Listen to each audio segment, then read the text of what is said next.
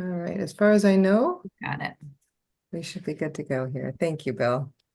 Sure. Well, good morning, everyone. Thank you for being here. And on behalf of the Wisconsin Arts Board, I want to welcome you to this panel meeting today. We're going to start out with some introductions and then move into our orientation. And then we'll go into the review of the individual applicants. So I'll start out. My name is Bill Mitchell. I'm a member of the Arts Board for about a year and a half now or so. I'm a visual artist. I also run a nonprofit all-volunteer art gallery in Platteville called Roundtree Gallery. And those are the things that are my creative life that take up quite a bit of my time. So can we just go around and maybe the panelists can start to introduce themselves and tell a little bit about your background and some of the things that you do with your work. So maybe Ken, can we start with you? Sure. My name is Ken Carlson. I live in Viroqua, Wisconsin. I worked as an arts administrator with 3 different organizations over a career of 40 years or so. I am no longer doing arts administration, doing some small things here in Viroqua. So thank you. Maggie? Hi, good morning. Maggie Marquardt. I'm in Stevens Point, Wisconsin. I am serving as executive director for Create Portage County, which is an organization that intertwines arts and entrepreneurship and cultural community development. And my background personally is in dance, and I have an undergrad and master's degree in arts administration. Thank you. Kintara? Hi, my name is Dr. Quintero Sufrant, and I'm curator of community dialogue at the Milwaukee Art Museum. And this is my first time serving on the review panel, so thank you for having me. Thanks for being here. And Ida? Good morning, everybody. My name is Dr. Ida Balderrama Trudell. My pronouns are she, her. I currently work at Overture Center for the Arts, and I also have a consulting business, Ida Be True Consulting, where I do diversity and equity work. And it's my first time serving on the committee. Being here. Okay, maybe the staff could go and introduce themselves as well. Sure, I'll start. Karen Geschko. I'm the assistant director at the Arts Board, and I get to work with the local arts piece of Creative Communities, and really delighted that you all are here. Thanks. Sarah, you want to go next? Yeah, I'm Sarah Egan. I'm the intern at the Wisconsin Arts Board this year, and I'm really excited to co-facilitate this panel meeting because I've never done that before. So,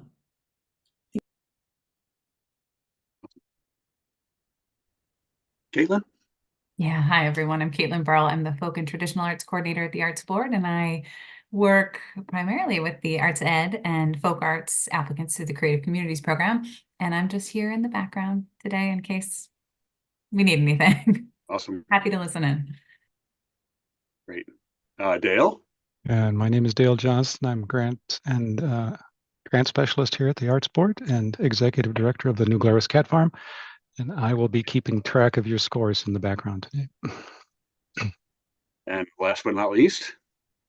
Hi, everyone. George Sugros, the executive director of the Arts Board. And I'm just noting this historic moment because you have all 5 Wisconsin Arts Board staff people on the Zoom. I'm not sure that that's ever happened before, so mark it down in history.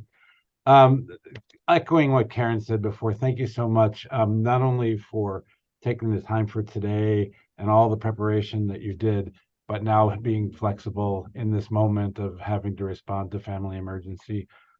All of that is really great. You are in great hands with Bill and the team, so I hope you have a great day. And you know, at the end of the day, as you'll be told, we'll be looking for feedback from you as to how to improve, because we're always looking to improve. So again, thank you so much. And I'll pop in and out of the YouTube, so I'll be listening, but I won't have my face here during the day. Take care. Well, thanks everyone for that. I think next we're going to start with our orientation. So we're going to read through some different parts of what the orientation entails. And I'll start a little bit here with some history of the Arts Board. The Wisconsin Arts Board, established in 1973, is a state agency which nurtures creativity, cultivates expression, promotes the arts, supports the arts and education, stimulates community and economic development, and serves as a resource for the people of every culture and heritage. Our vision is inspired by a quote from the late Robert E. Gard, Professor Emeritus of Community Theater, University of Wisconsin. Quote, if we are seeking in America, let it be for the reality of democracy in the arts. Let art begin at home and let it spread through the children and the parents and through the schools and through the institutions and through government. And let us start by acceptance, not negation, acceptance that the arts are important everywhere and that they exist and flourish in small places as well as large, with money and without, according to the will of the people. Let us put firmly and permanently aside the cliche that arts are a frill.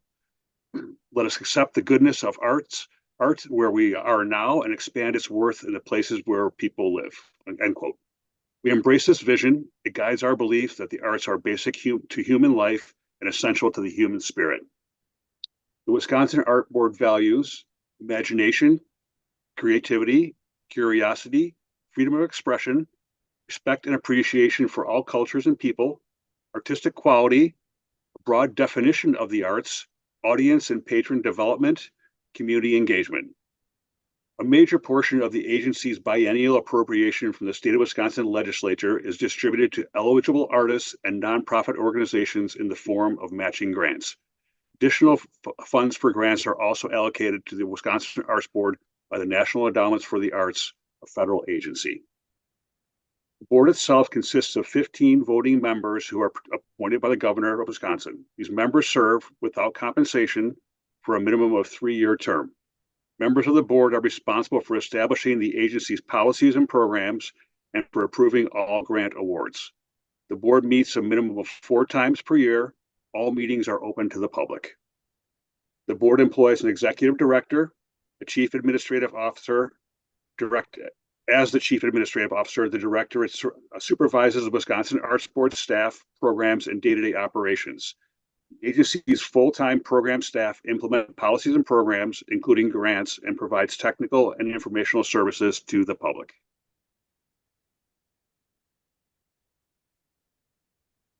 And I think aims and objectives. Is that staff members going to go through that? Yeah, Or and I can read through that. Did I miss something? No. Nope, I got it. Okay. So the aims and objectives of this particular program panel, the local arts component of the Creative Communities Grant Program supports the creation and development of arts at the local level. So the goals of the local arts component of the Creative Communities Program are to encourage broad public participation at the local level in the planning and development of a variety of arts experiences and services, including those that respect and promote the diverse cultural traditions of their community, to increase the ability of local arts organizations to serve their communities, and to support creative work and cultivate expression. Thanks, Sarah. Okay, the role of the panelists. Your role today is to provide expert assistance to the Wisconsin Art Board in its grant-making decisions and to help keep the board informed regarding needs and trends that you see. Today, you will be reviewing grant applications according to the established review criteria and making recommendations to the board. We would like you to apprise the board of needs and trends within your field and the community, either for your general discussions of applications or in written assessments for board consideration. We would greatly welcome your input, and we would value any suggestions and recommendations you would like to make on the whole grant evaluation process. Okay, the role of the panel chair. The role of the panel chair is both informational and procedural. The chair is responsible for providing information regarding Wisconsin Arts Board policy and ensuring that the panel meetings progress in an orderly fashion according to established procedures. The chair is a non-voting facilitator whose job it is to ensure that each panelist's point of view is given ample consideration throughout the review of each application. The panel chair convenes the meeting, reviews the board's conflicts of interest policy and determines whether possible conflicts exist, guides the panel through the review by serving as a timekeeper and discussion monitor. Panelists should focus their deliberations on how each application's proposals meets the established criteria review. Chair may occasionally need to refocus the panel towards that end. Panel discussion should always be constructive, regardless of whether it is positive or negative. At the May board meeting, the panel chair will report the panel's recommendations. A written record of these recommendations and a summary of this panel meeting will be provided by staff to facilitate this process. The panel chair will provide additional details if requested by the board. The chair may also wish to comment on any of the trends or needs identified by the panel or make general observations regarding the overall nature of grant requests. We would greatly value constructive comments and remarks on each application. Panel comments are available to all applicants, and a link to the recorded discussion of their application is provided when they are notified of the outcome of their grant application. Okay, role of the staff.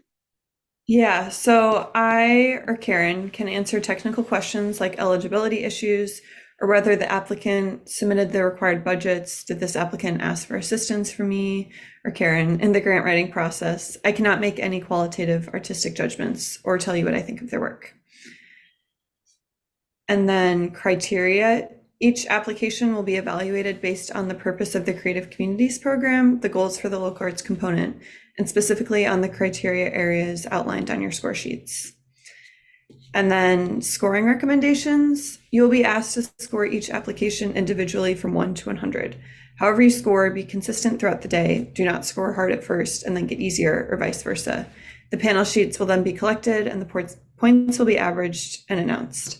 If you don't give a perfect score, and of course you won't in every instance, then explain why in written or verbal comments. You will then look at the ranking to identify whether or not you see natural breaks and where you want to put the floor, beneath which score no applicants will receive funding. You have already vetted an earlier version of these applications in phase 1, so it is presumed that the bulk of these are worthy of funding.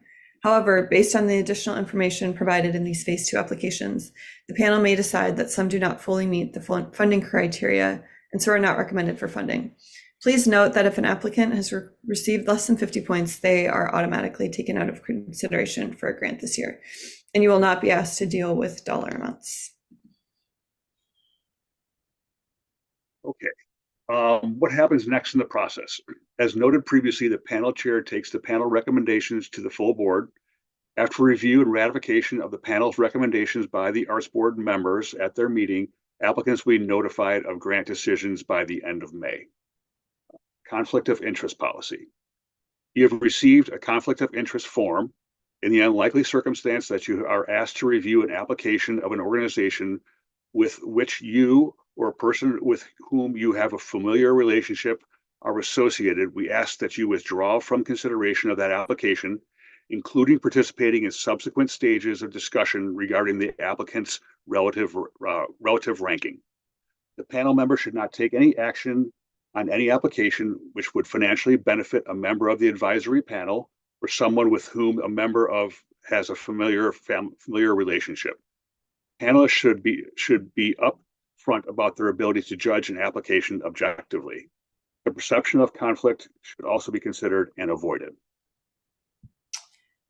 And the recording of the meeting, as you have already observed, this meeting is being recorded because it is an open meeting and because we will make the recording available for applicants to see following grant notification.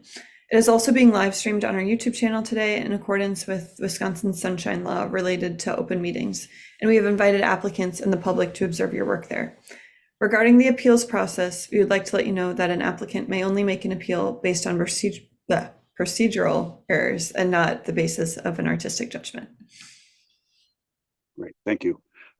That's our orientation portion of this. Is there any questions on anything we've covered there? No? Okay, excellent. Karen? Bill, I think I'd like to just go through the process of submitting your scores once you are done with that after each of the 10-minute discussions.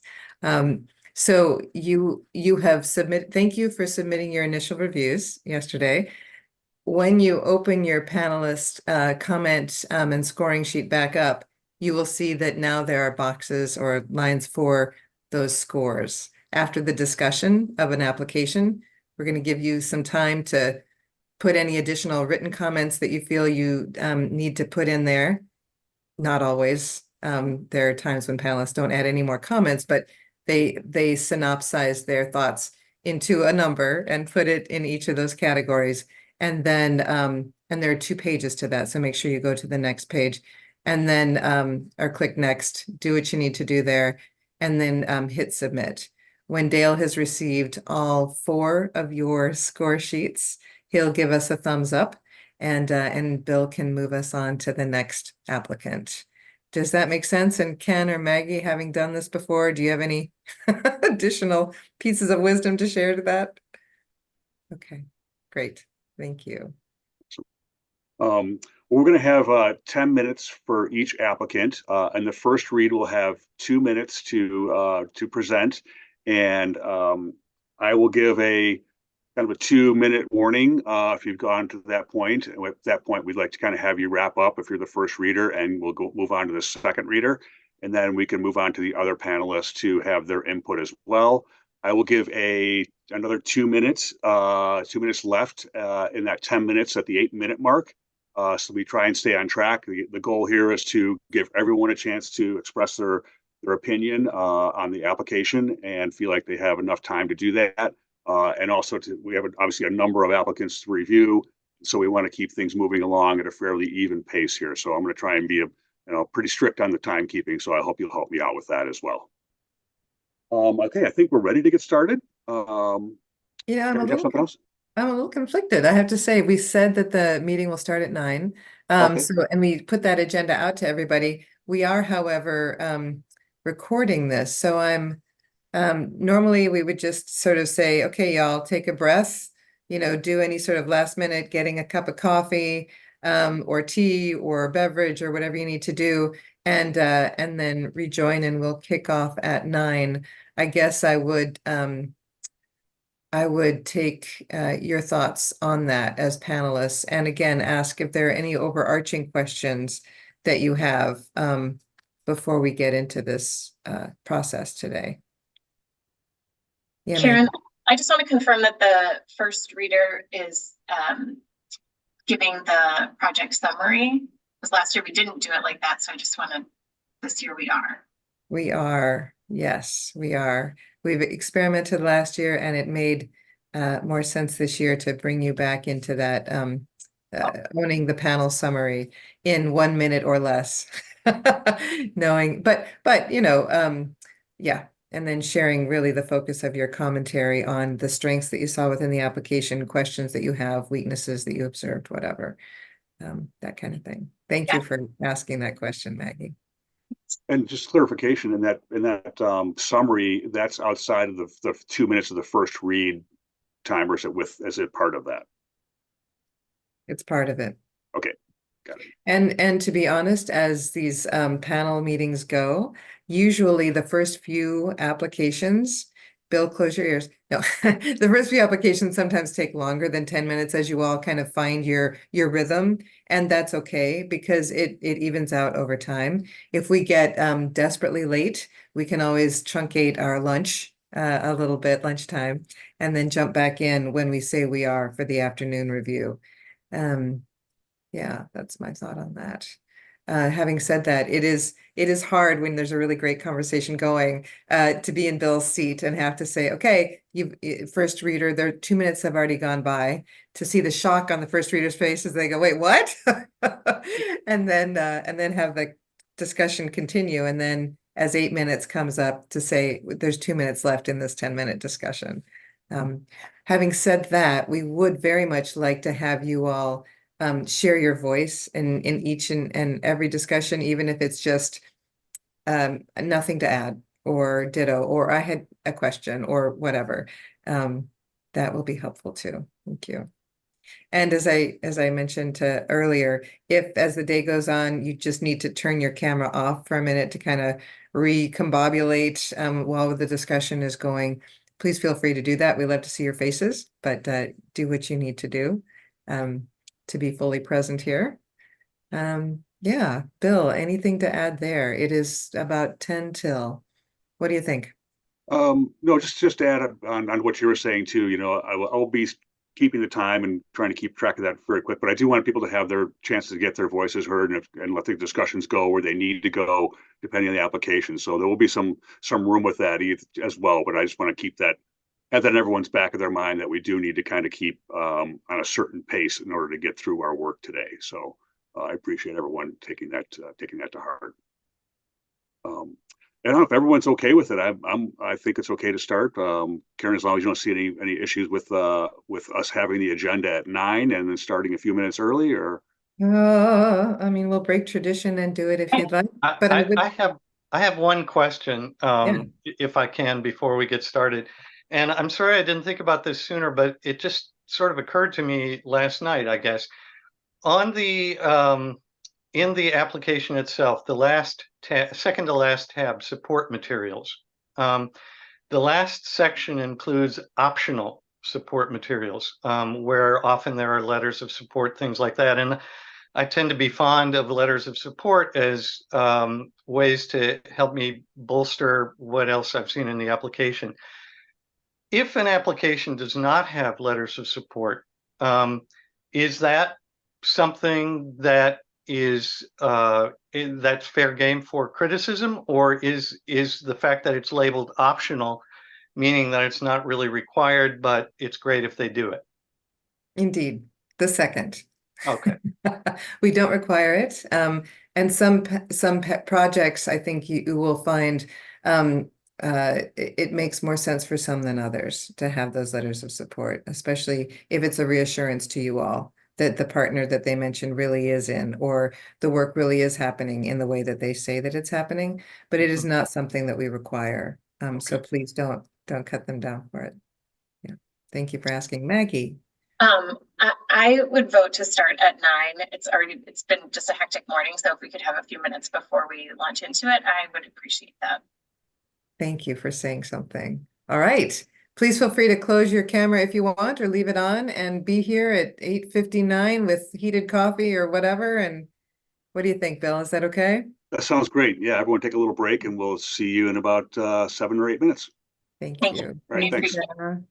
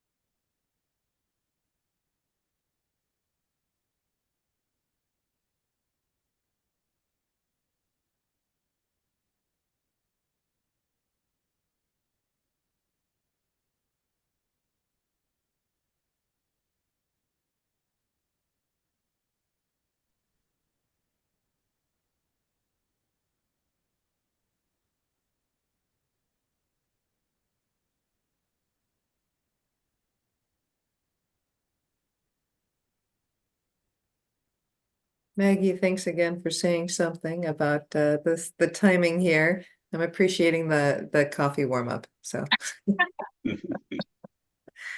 yeah, especially on Zoom, I think it takes a lot of energy to really be present the whole time. So I know we are all working to do that. yes, yes. Thank you for that.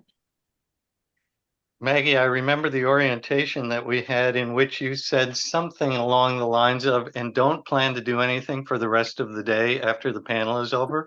Do you remember that? Well, I've taken your advice to heart, and I'm just going to like lay on the couch, I think, Maggie. Well done. Well done. I don't think I took my own advice because I think I have something that I need to do after this today, but I'm gonna try. At least I don't know, I'm hoping that it's sunny wherever you all are, and to at least make a point of rising from the chair and going outside during, if not every break, at least the lunch break. Just to get a deep breath of that spring is finally here air.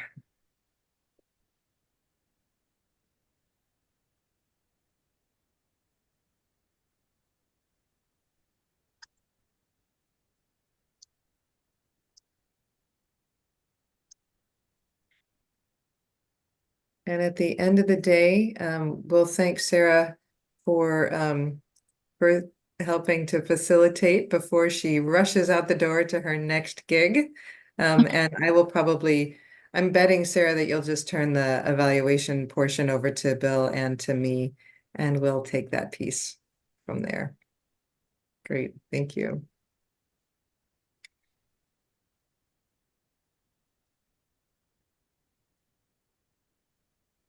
So Bill, I think if you can announce the name of the applicant, Sarah can focus us on who the first and second readers are.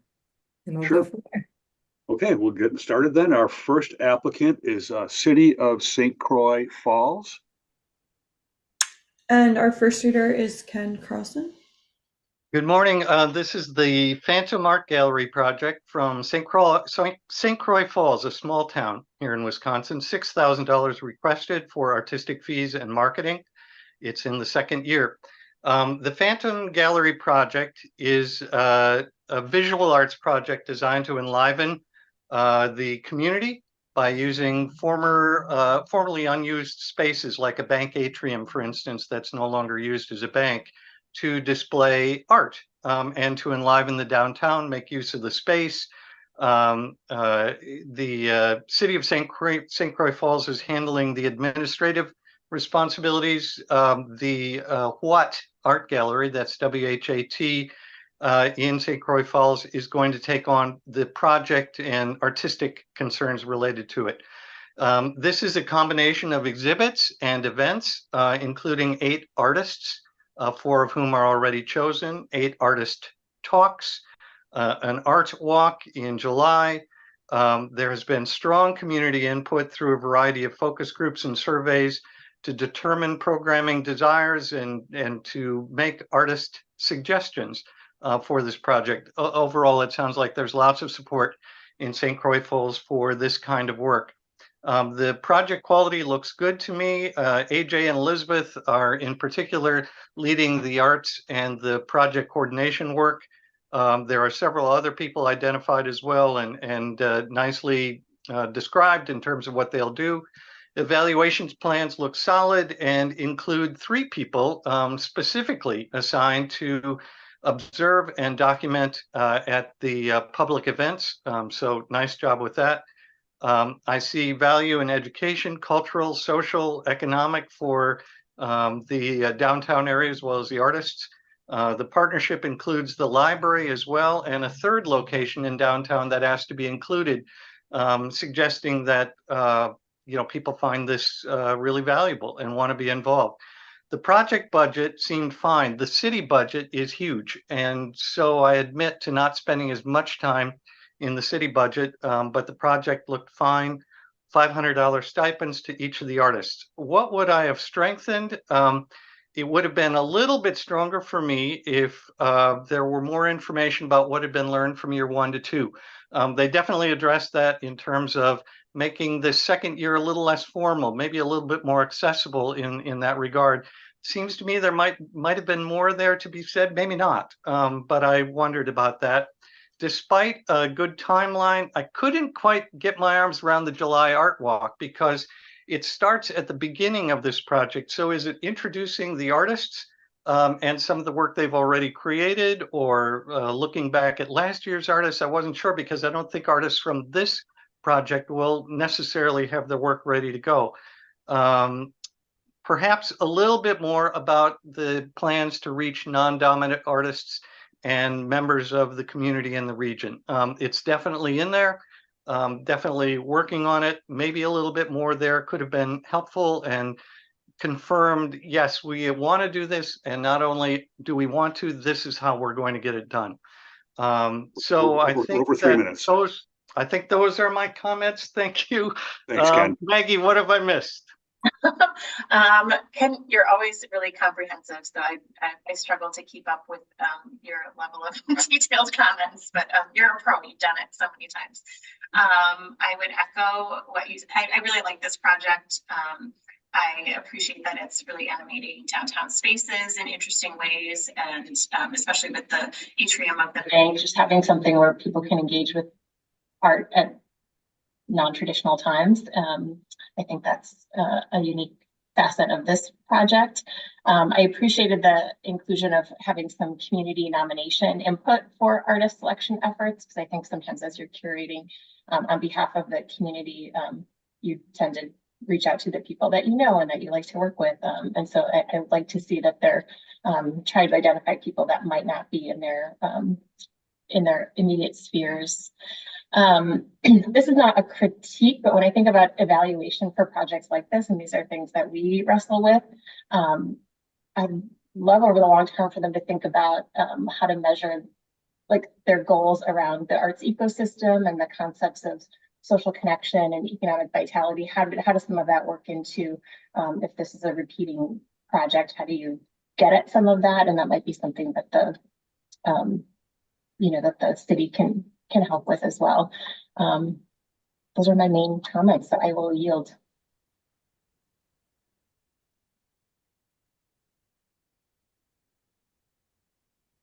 So at this Anyone point, else have yeah. any comments on this applicant? Ida Arcantara. Yeah, I also really liked this project. I liked that they listened to community from previous evaluation, and feedback, like Maggie said. The idea of democratizing art in this way, in multiple modes, right? Like with the interaction with people, the kind, like what they're doing, but also like the building spaces, I think is really important, like what they're doing with that. So yeah, I thought it was strong in those ways. Nothing to add. I echo all the strengths and some of the productive concerns. All right. Okay, if no one else has any other input, then do we go on to the scoring portion? Correct?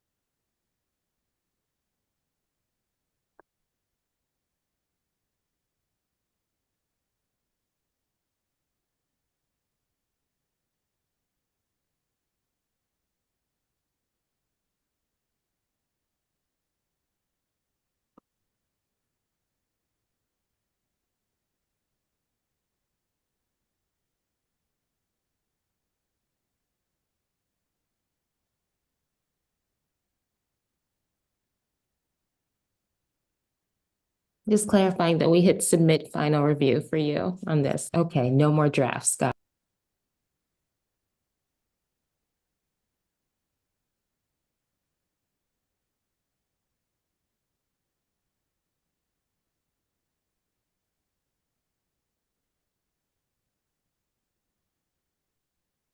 I see Dale's thumb is up, which means all four are in. Thank you so much.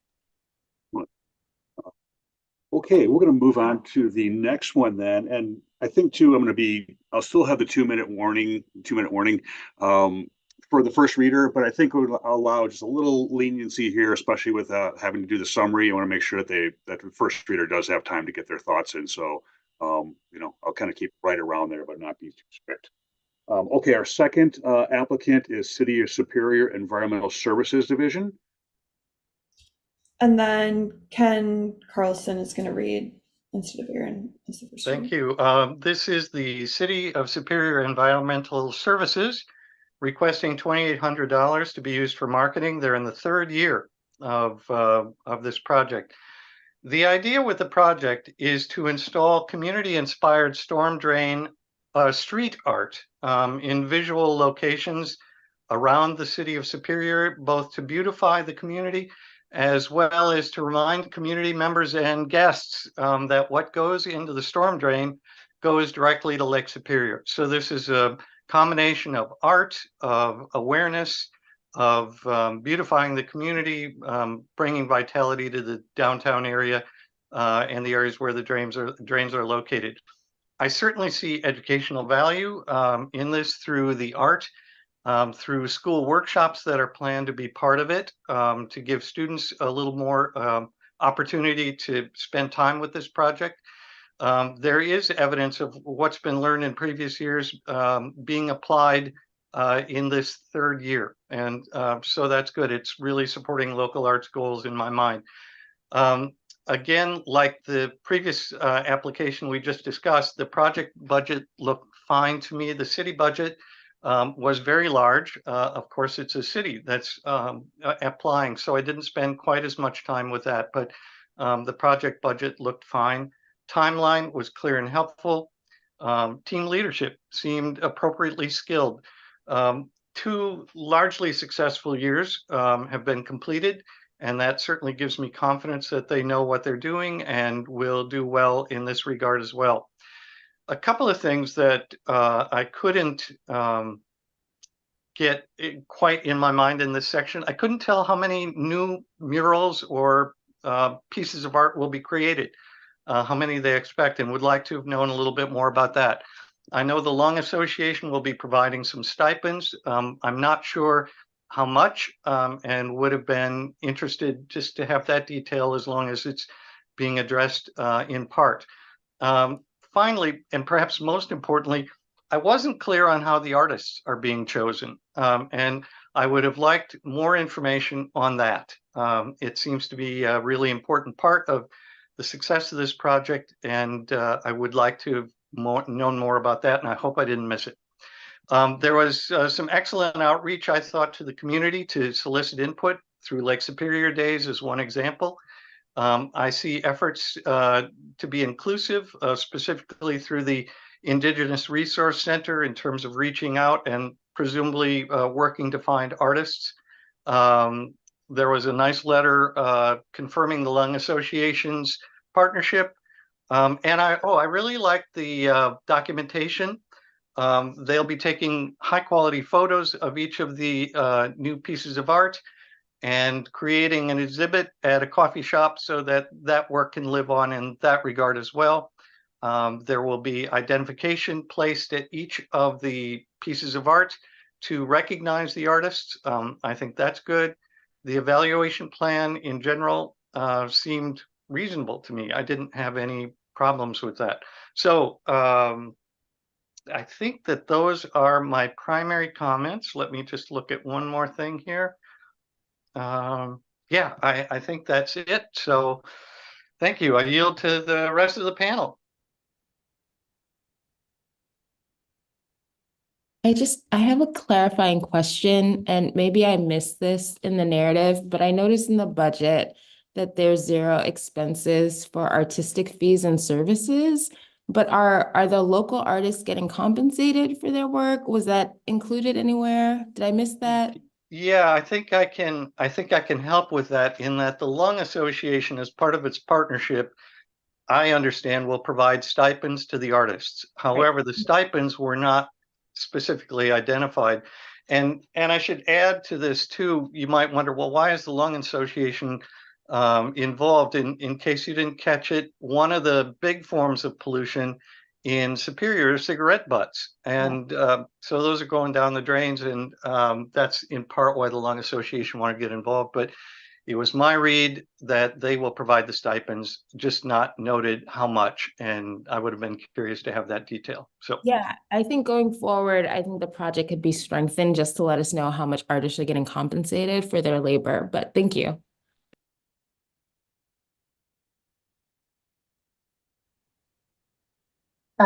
Yeah, I echo a lot of what Ken shared. I liked their go where the people are approach to getting feedback and input. And I've heard this from other organizations too, but I love that idea of using utility bills and something that everyone gets and opens, hopefully, to reach out to folks who maybe aren't seeing, promotion for arts events in our more traditional outlets. Yeah, and then I just think they have some really nice, strong partnerships, and I always like the type of projects that use the arts as a meaningful point of entry for tackling some community issue and topic. So I think they're doing some really nice work here. Yeah, I agree with that. That was the one big comment I put, was that I liked the use, talking about environmental issues and using art and engaging the community. I definitely want to see maybe some leaning into the Indigenous community, like if they're going to continue doing this, maybe there's an Indigenous artist in resident that helps with that. It would be a suggestion that I have. I mean, I see that they have connections with Indigenous centers, but I think, even, doing something even more specific intentionally every year, I think would be kind of cool. If I'm not mistaken, I think that some of the previous art has included Indigenous language. I'm not sure if I saw that in a work sample or if I read it in the narrative, or if I'm sorry, I can't be more specific, but it was something that I remember considering. Mention one of the things that I like about the application is the intention of keeping the art well maintained, with plans to spiff it up, because of course it takes a beating out on the street. And I like the fact that they're really interested to keep it looking nice rather than just sort of let it degrade over time. Great. Any other comments on this applicant? Okay, if not, I think we can go to our scoring portion.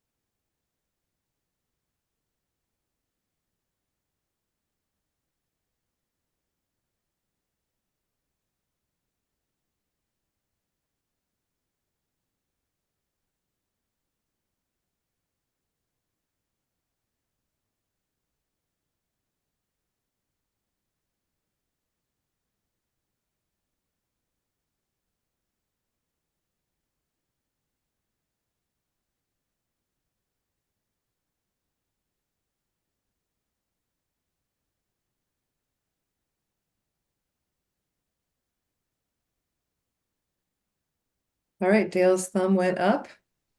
On to the next. Okay, our next applicant is Confluence Council Incorporated. And Ida will be the first reader for this one.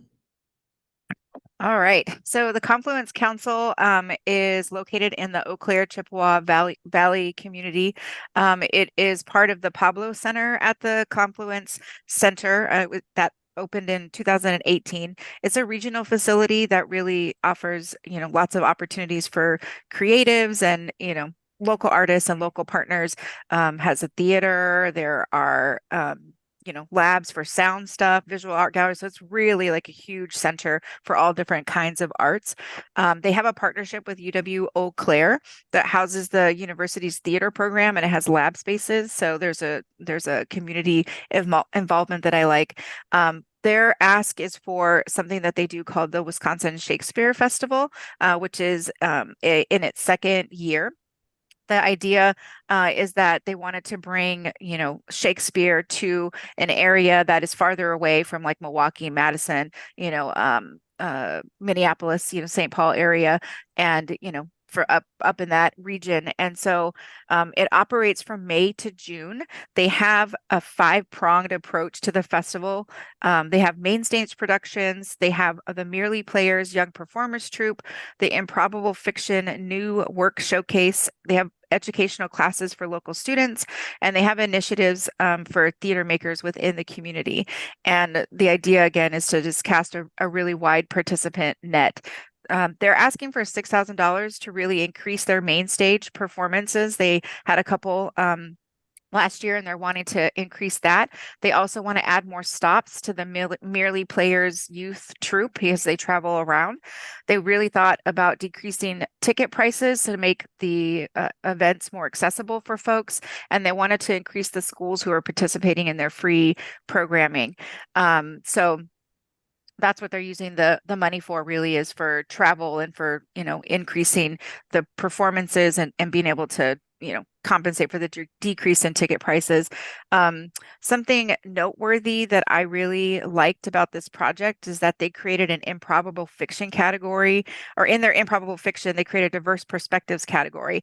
And this year, the focus is on LGBTQ plus playwrights, and, connecting with affinity groups in that space. So I thought that was really great and very, direct. I thought that this grant had a lot of really strong things to offer the community. Sorry, my comments here. I thought it was really impressive that this need was really identified pre-pandemic, and they really have continued to grow it post-pandemic. So, like a lot of things, they had to shift. There's a lot of intentionality, and then their offering is very clear. The model really includes multiple stakeholders from the Chippewa Valley area, to really make Shakespeare more accessible to young audiences, and more diverse audiences. 3 minutes. Let's see if there's anything else here. I think the community partnerships for me is the strongest aspect of it, and that they're so clear about building equity into their project. So just overall, multiple modes of evaluation for lots of stakeholders is really great. Yeah, that's what I got. Great. Thank you. Any other comments?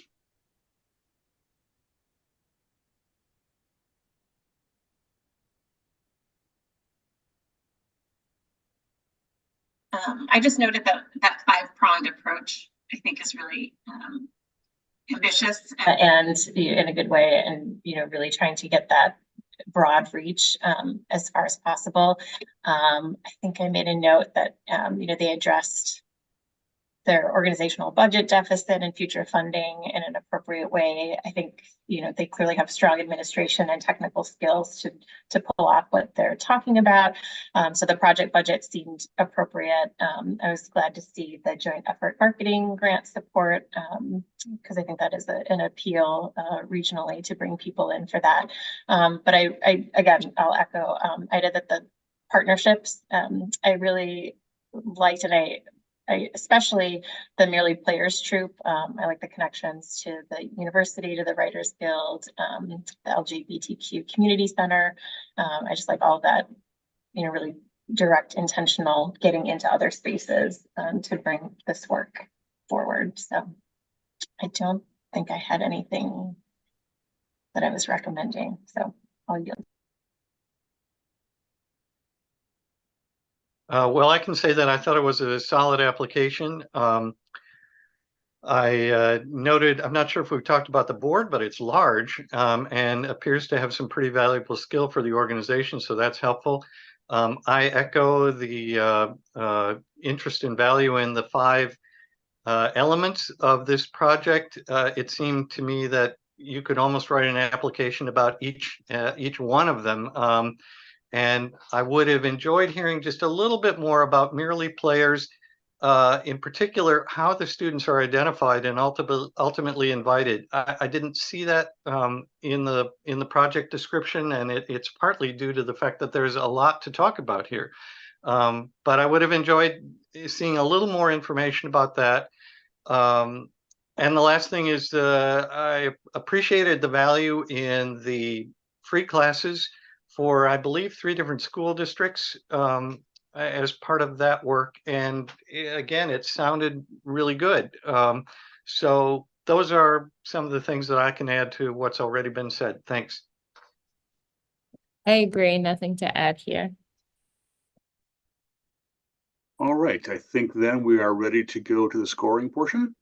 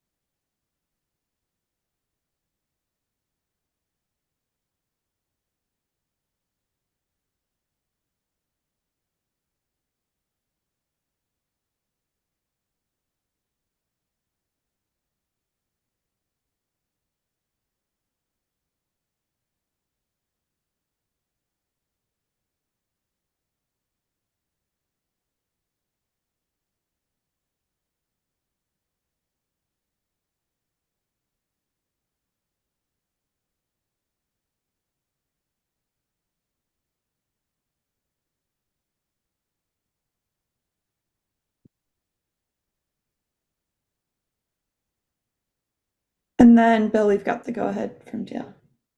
Okay, great. Okay, moving on to our next applicant, we have the Esprit de Concerts. And the first reader is going to be Kintara, and the second reader is Ida. So Esprit de Concerts is an arts organization that runs a number of programs in both Illinois and Wisconsin. And they're seeking funds for the third year of a project that begins after July 1st, the Tallgrass Festival, which is a multidisciplinary arts festival held in Potosi, Wisconsin.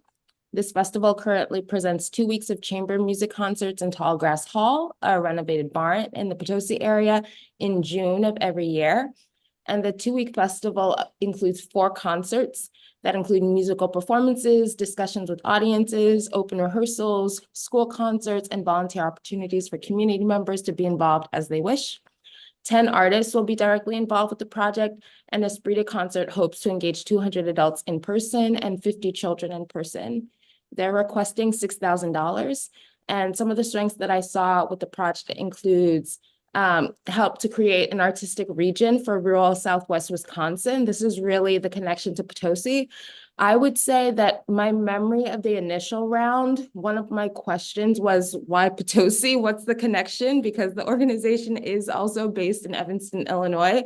And I think this was really flushed out in the application. They have lived there. So to me, it really is sort of emerging from their lived experience in Potosi and realizing the absence of arts there. Their desire to make arts more available in rural Wisconsin is another strength. I think the idea that the project stems from living in both rural Potosi and in urban communities, and the ways in which the festival tries to be a part of the community. And I think this is also a strength. You can see that community members have become so involved and committed to it that they will volunteer carpentry services. They will also volunteer feedback on how to make it more sustainable, and they are a part of the fundraising efforts.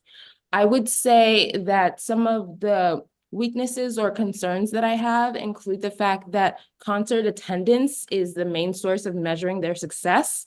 And this seems insufficient as they stated that their audience includes both individuals from the area as well as folks from Chicago, Iowa, and New York.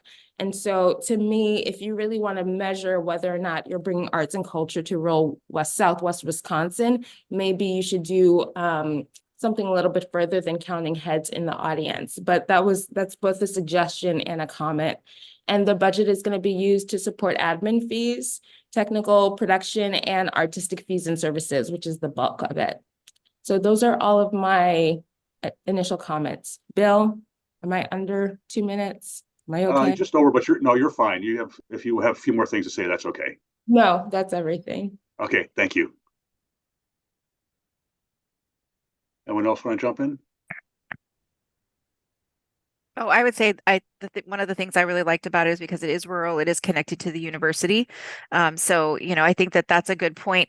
Like Kintara said, measuring a success, I think that's a very natural way to measure success, when you're thinking about the students and the staff at the university being involved. So is there a way to incorporate that? I think locally would be really great. It's very well funded. So, I think that, as Kintara said, like that's definitely a strength as well. And I also just noted, just to reiterate, the volunteers, the community has really embraced the Tallgrass Festival, which is great for longevity of something like this in a rural place. So I really like it. I failed to mention, thanks for bringing this up, Ida, the University of Wisconsin Platteville reached out to the festival because they have string students, but no string instructors. So they really created a partnership where they also host master classes. So to me, that was really a strength of the program because it really seeds it in partnerships.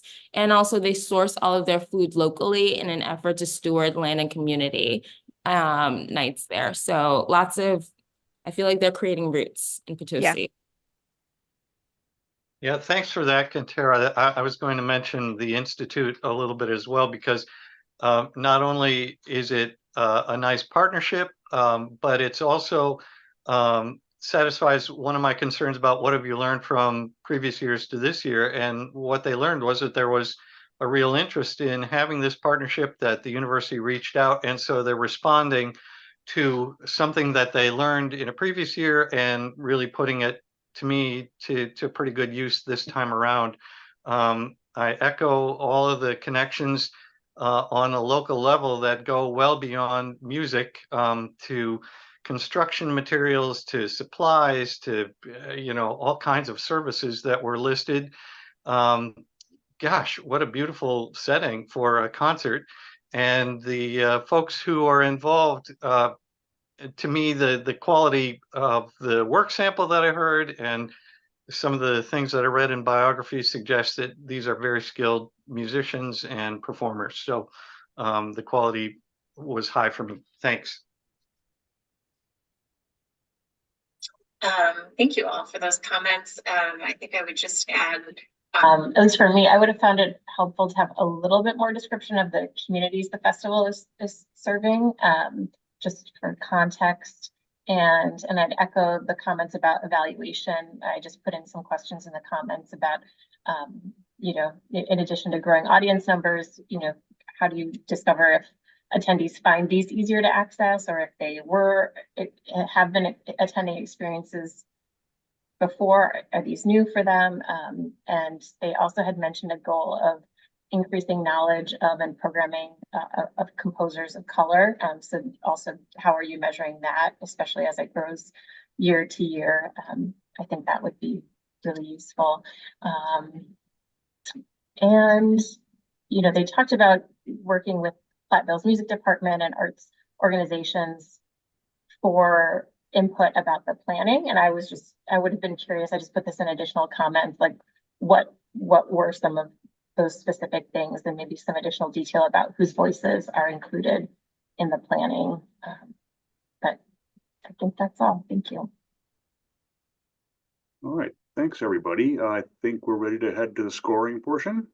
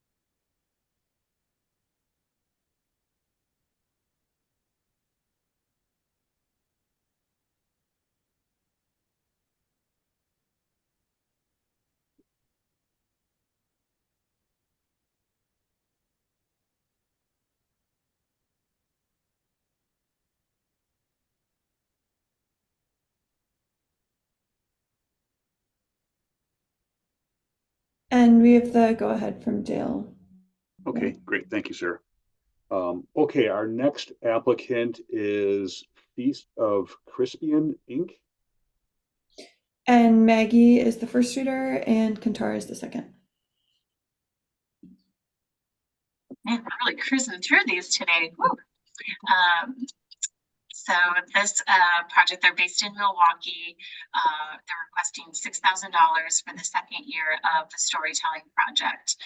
So Feast of Crispian is an organization that uses Shakespeare as a basis for a therapeutic application for veterans with PTSD.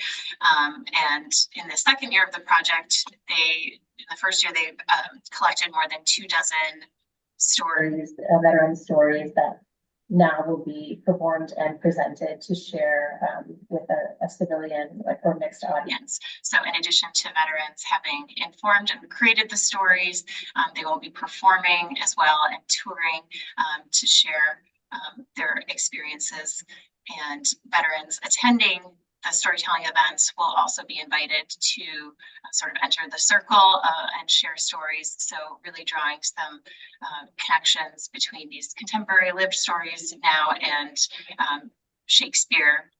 They haven't quite determined exactly how that connection is going to be built, but just a really interesting project that I think has a very direct and really integrated approach with the community that they're serving. Tickets to the events would be low or no cost to make it accessible, and they have future plans to bring it to further areas throughout the state of Wisconsin. The notes that I made about the strengths as I saw them was, really a wide range of veteran participants, a wide age range, from 20s up to the 80s, men, women, people of color, individuals with physical disabilities, LGBTQ. So really a diverse cross-section of veterans being part of this. I appreciated that some of the project leaders have that lived experience as well as veterans. They have some really strong connections to mental health staff at the VA hospital, the Medical College of Wisconsin. They appear to have very qualified artistic and administrative project coordinators, especially around somatic therapy and drama therapy. So really a well-rounded group of people behind this project, and such an interesting connection to theater and Shakespeare and storytelling. I think I here just talked about having a little bit more direct connection between the proposed outcomes and the evaluation piece, maybe some more one-on-one interviews or creating more pre and post evaluation tools would be helpful. But overall, I thought this was a really strong project. I yield.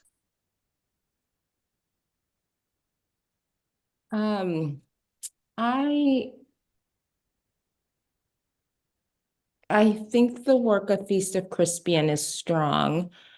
I think what would have made the application stronger if they had really situated that they are seeking funds for a process and not just a final production.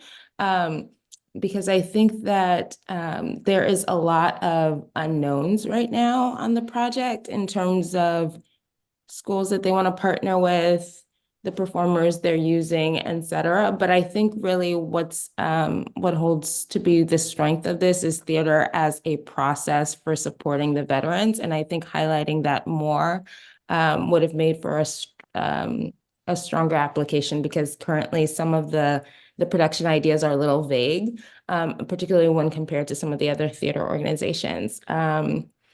And I had a few budget concerns, and I didn't quite understand the budget summary because they are operating at a higher expense for the past few fiscal years, but they did sort of create in the narrative why that is. The reason for the drop in revenue is because of less funding. They were out of cycles with Bitter Philanthropy, but I think more clarification on the budget. I trust that Feast of Crispian can execute this because of their many years of experience.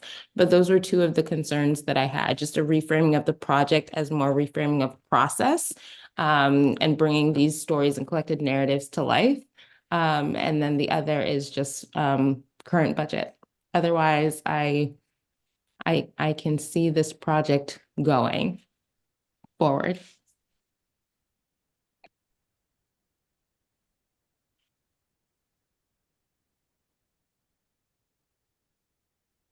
Well, I like the project. I like the I like the focus, I guess, of really serving a specific population with some specific goals in that, and so that was appealing to me. The folks leading it looked qualified and pretty strong. The board had a mix of longevity and some useful experience. So joining in with what's already been said, I think this project will happen and can be accomplished. A couple of things, well, a couple of other things. First, the partnerships with Zablocki, I'm not sure if I'm saying that, and the Medical College of Wisconsin all seemed useful and appropriate. I know that the veterans were essentially identified in 2023, and so it's not really part of this project per se, but I would have enjoyed understanding how they were identified and invited, just to judge that part of how are you, reaching into the community and inviting access and involvement. That was one of the things that I would have liked. Oh, and there was a question in the timeline for me, which was otherwise pretty good, but there was a stretch. I'm trying to run to it now. From June into July, where I wasn't sure what was happening, and just because a lot of the other parts of the project were fairly well detailed, I wondered what was going on in that period of time. And I'm sorry, I'm scrambling to get there, but I don't have it right here at my fingertips. So I don't know if it's not that important. Okay, I think I'm done. Thanks. Sorry. I echo what everybody said. I think that just having events like this for veterans is so important. I also think connecting with local veterans groups very intentionally, right? And in addition to the VA hospital, similar to what Ken said, I would like to see that more. Like if they already have those relationships, maybe they just didn't list them, but if they don't, intentionally seeking them out, I think is really important as well. So I think that's the only addition I have. Ken, just as a note related to the timeline question, I think this, I'll just insert here that I think it would be helpful for applicants to try to do timelines in bullet point form as much as possible, just because it is hard to go back and pull information when it's in a narrative paragraph. So it's just a side note. Yeah, I agree. And I know there was a gap there. I've sort of given up looking for it now, but I just wanted to know what was happening in that period as well.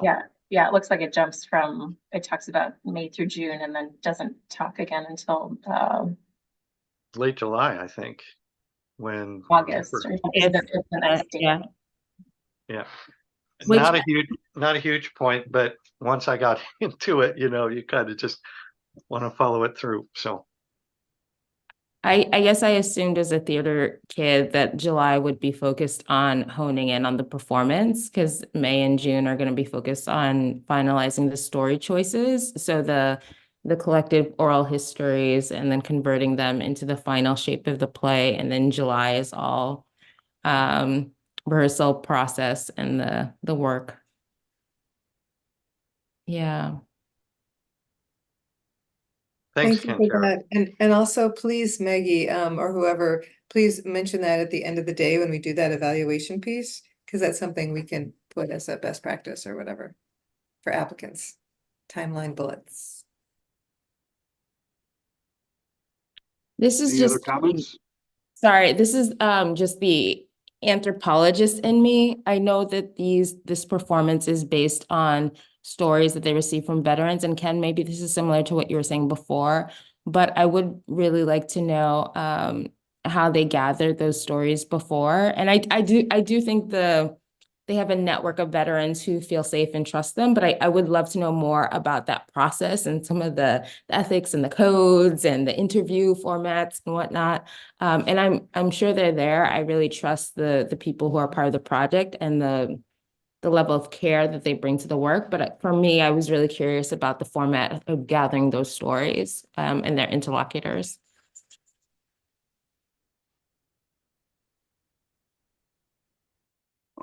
Thank you. Do we have any other comments on this applicant?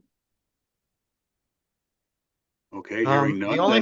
The only thing that I can offer, Ken, Tara, in a quick look here is there's a department chair named Robin Mello, who is a storytelling teacher at University of Wisconsin-Milwaukee Peck School of the Arts, has been hired as the storytelling advisor tentatively. So, I kind of wondered about that too, though. Like, people can have stories, but taking those stories to a stage and making them compelling and giving them shape is a real skill. And so, I thought about that too, and it decided that it looks like Robin may be part of the answer to that.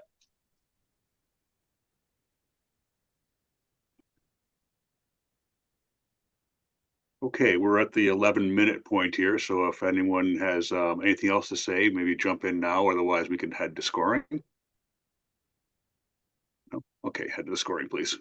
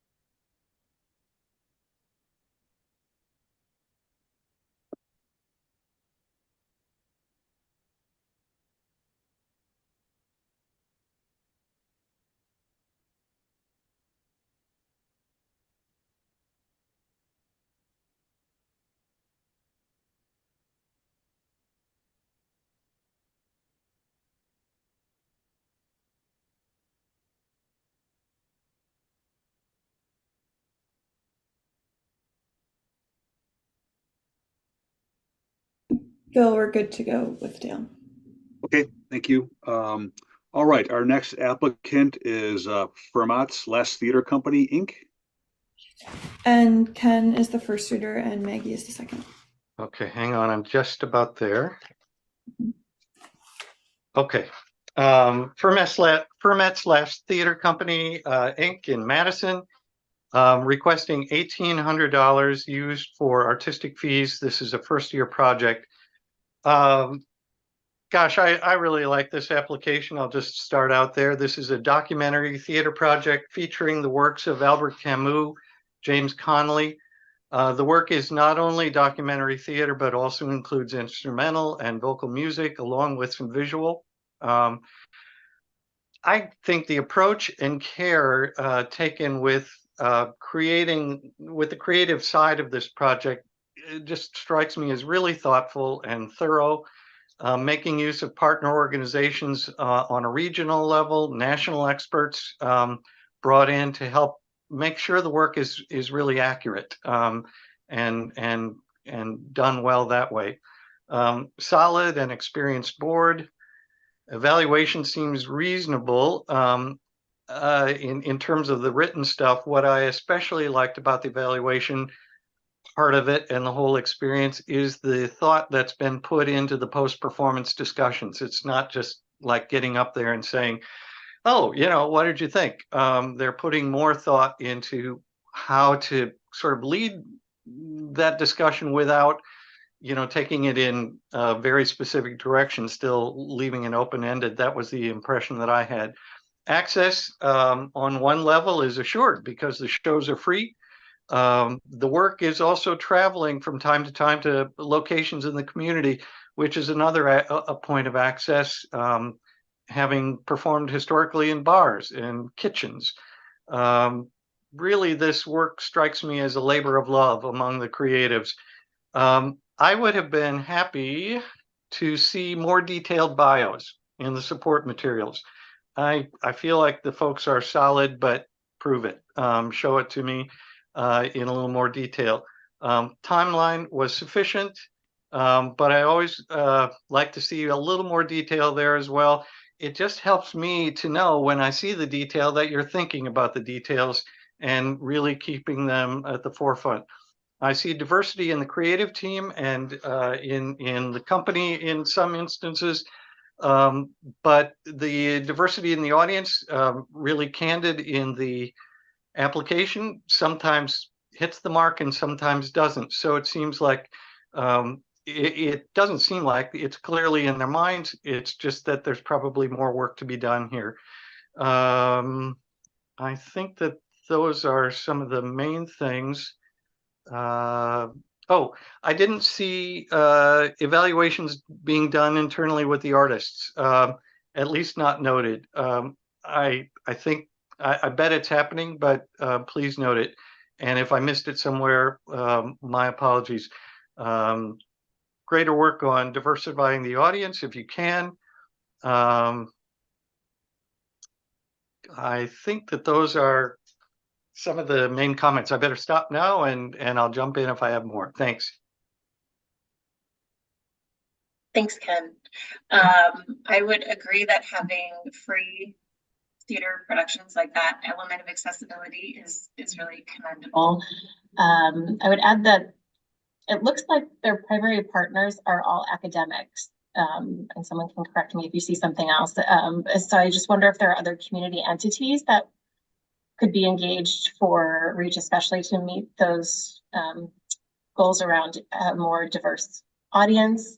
I think the note in the application was that their audiences reflect the makeup of Madison and being well educated and interested in current events and history and appreciative of the arts. So how might you intentionally reach people who don't fit that definition or that perspective of Madison? I wasn't really clear on, besides just like Madison and, the region broadly, if there was more about the community that they were trying to serve.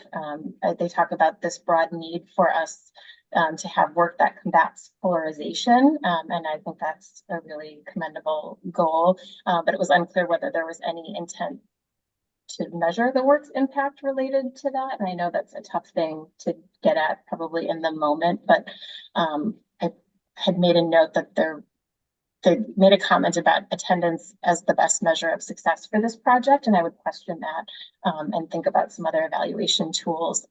Although, like Ken, I appreciate the focus on discussion after the performances.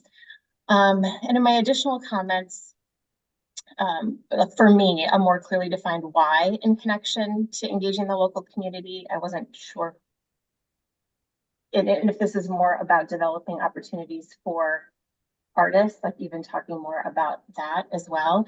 And then I would suggest caution in relying on observation in some ways to gather information about attendee demographics. And I think there was one comment in there about someone's last name indicating that they were at least half Latinx, and just I find that problematic. So caution against that. And I will yield. Maggie, when you said why, one of the things that I've been thinking through about this, and from its initial, I think phase one, I've been really interested in this performance, but I think I would say that as the so what, like what's the so what of the performance, and the so what, not to be like, why are you doing it, but what's the relevancy of it to different constituencies? Because I do think that this is a very conceptual, theoretical, historical-based performance. And I think that they might be foreclosing, and I think the narrative tries to make the connections between Sudan, Israel, Palestine, and I think they might be foreclosing who could see themselves in the text a little bit. And if they were to spend a little bit more time in the so what, like why this matters in this place right now, these two figures, I think that would open them up to potential partnerships in other places for performing, other venues in the Madison area. So I would agree with your why. And I would add the so what to that. But I feel like even from reading the application, I learned a lot, and that makes me really excited about the potential of the mounting of the performance. Yeah, this is not a criticism, but I'll just add that one of the thoughts that I had was they're only requesting $1,800 out of a possible $6,000. This is a really lean organization in terms of the people who can really take things on. But would it be possible in the future, if they do this again, to request a little bit more money with the specific purpose of engaging someone to reach out to a local community organization or community center, or somehow work to better address the connection to diversity and to the fact that they're taking the shows on the road from some time, so to speak, from time to time. Could they identify an organization within that community where the show is going to be taking place, and then really forge some stronger local relationships that way? It's not a criticism; it's a thought for the future. Yeah, that was my similar thoughts to both of you.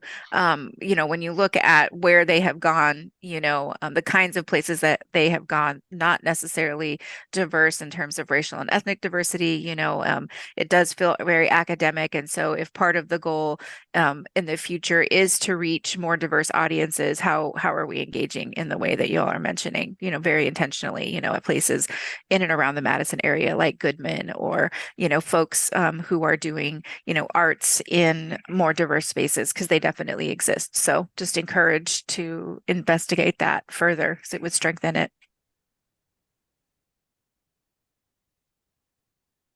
All right, any other thoughts? Okay, if not, then go ahead with the scoring, please.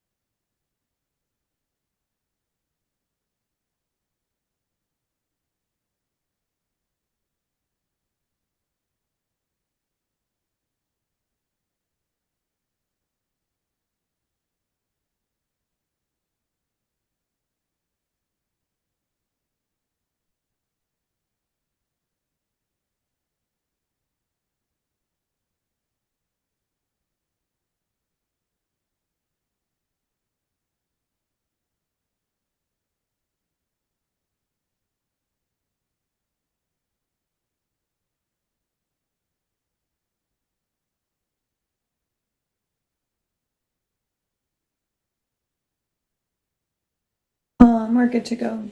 Bill. Okay, thanks, Sarah. Okay, our next applicant up is Historic Milwaukee, Inc. And the first reader is Kentera, and there's no second reader.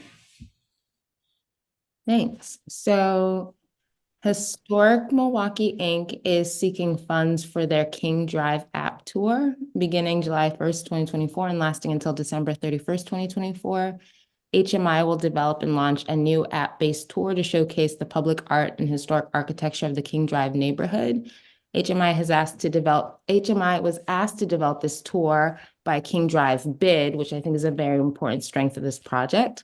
And the reason why the bid reached out to them is because of HMI's track record of developing similar app-based tours in collaboration with neighborhood groups over the past 4 years in Milwaukee. And the goals of the tour are to showcase the art, architecture, and community stories of King Drive, raise awareness of the critical role design plays in a vibrant and livable neighborhood, welcome exploration and improve perceptions of King Drive, and foster pride and encourage visitors to return to King Drive to support the local small business and arts community. The tour will be narrated by community leaders whose stipends are featured in the budget. And the self-guided tour, available as walking, biking, or driving tour, will highlight current businesses, notable community members, public art, parks, and significant landmarks, including spaces like Sam's Place Jazz Club. That's a plug for a restaurant I really like in the area, and Eric Blum's Dr. Martin Luther King sculpture. And the tour is going to be developed in July and launched during August 3rd through 12th, what is Bronze Week in the neighborhood. 5 artists will be directly involved in the project, and Historic Milwaukee hopes to engage 400 adults in person and 20 children in person. They are requesting $4,400. That money is going to be used to support artistic fees and services. That's the bulk of it, marketing, and cover the remaining operating expenses. And to me, the strength of this is really the idea that they were approached by the King Drive bid to do this work. I think it demonstrates HMI's sort of trust in the community and also their successes in launching other app tours, especially in BIPOC communities. So they've had previous experiences with the tour app. They were approached by the community. The tour is going to have a written and audio narration for each stop, as well as photos and images and a map, which to me widens the accessibility of it. It's going to be highlighted also as part of the September Doors Open Milwaukee, which to me means like a wider sort of sharing of this app to people across Milwaukee and Milwaukee County. And the Historic Milwaukee is also following the lead of community partners to ensure that the narratives of this story is one that is told by community and represents King Drive. So to me, it was really centering community and highlighting community the way that community asked to be highlighted. And just the question to me about what the remaining operating expenses might cover. And it would be good to see how the organization has refined their tours following some of the other apps that they've launched in BIPOC communities. So I'd love to see what they learned, for example, from I think it was like Mitchell Street or like a high Latinx community where they launched a tour that was in English and Spanish. I'd be really interested to see what they learned from launching that in a predominantly BIPOC community and how they might apply those lessons to the King Drive. So those are all of my thoughts, and there's no second reader, so I will open it up to I just want to say I'm a big fan of this application, particularly because it's something that they did not because they wanted to. It's something that they were approached to do, and I feel like that's such a gift. And it really demonstrates to me the community-led nature of this project. And I also, the letters of support coming from Ray, the head of the King Drive bid, and some of the other community members also just further added to the sweetness of this project for me. Yeah, I can tag right on to that, Kantara. The artists working in education Yes. component seemed like a nice little addition too, in terms of providing specific attention to youth, younger kids, I think in particular, and they did have a nice support letter to go along with it. So I can add that to what you were just saying, Kantara. I also really loved this application. I'm not as familiar with the Milwaukee area, but I love, the approach. I think given the historical racial strife that exists and, has existed in the area, projects like this are incredibly important. I think there's potentially an opportunity, and maybe they already do this and maybe it's in there and I missed it. But when we're talking architecture in the Milwaukee area, connecting with UW Milwaukee and their architectural program and engaging students very intentionally, I think would be amazing. As well. So just a suggestion for them related to this project to connect back to that, because there's not that many architectural programs in the country, never mind here. And maybe I missed that. But and to add to this, unfortunately, this is a summer launch, but maybe this is something they could do for the fall around Doors Open. But this neighborhood, so this is my neighborhood, and it encompasses also Golda Meir, both elementary school and high school. So there's opportunities there also, I think, for youth engagement in the future. Yeah.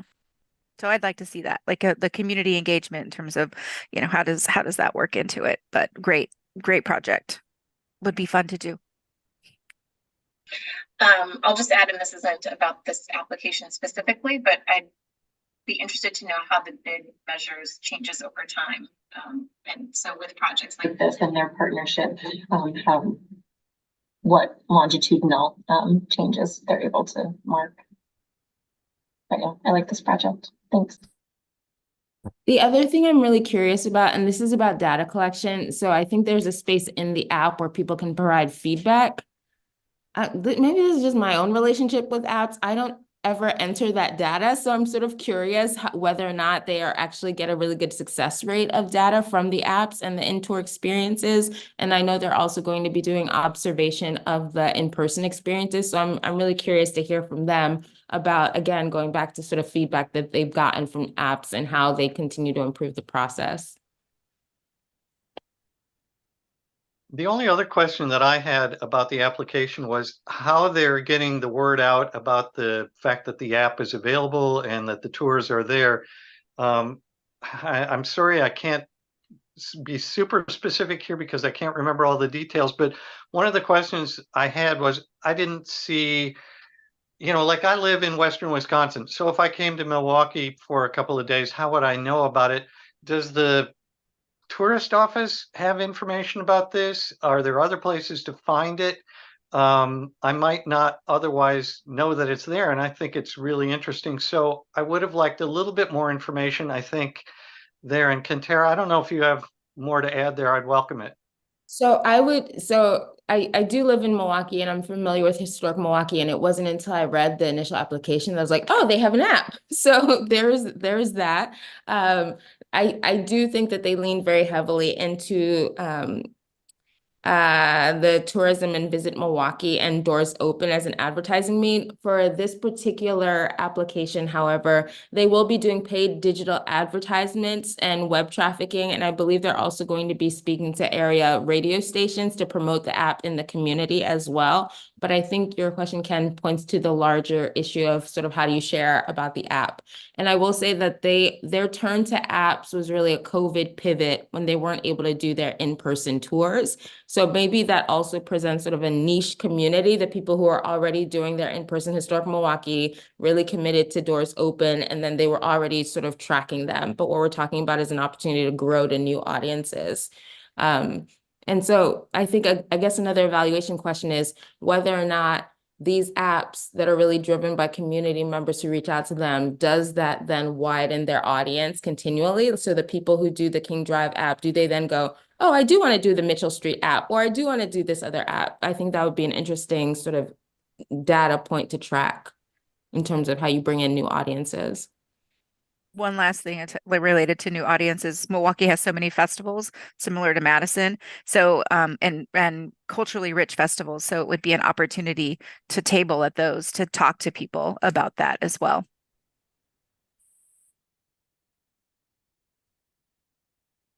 Okay, do we have any other comments? If not, we can go ahead into our scoring portion.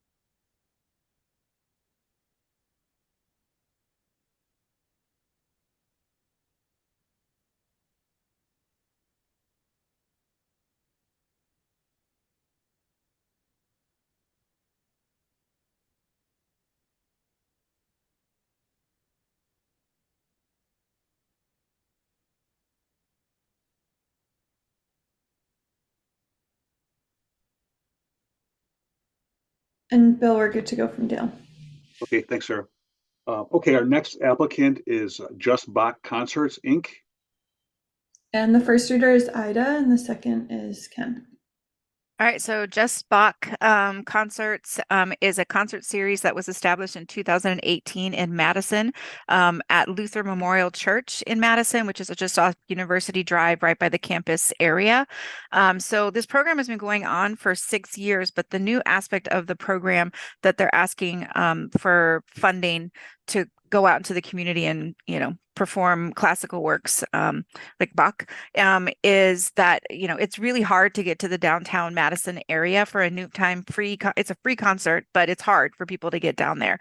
Parking is difficult. Public transportation is okay, but again, it's on the campus and it's just difficult. So they were like, we need to get out, make it more accessible, just physically to people. But also they've thought really intentionally about bringing in different populations of people, in particular elderly folks, and being in communities both in the Madison and Milwaukee area, because they have Milwaukee area as well, or they're going to, that are connected to churches in different areas or community centers. So that's really what they're asking for funding for, is to expand their reach. So have more concerts in more diverse areas, both in Madison and Milwaukee.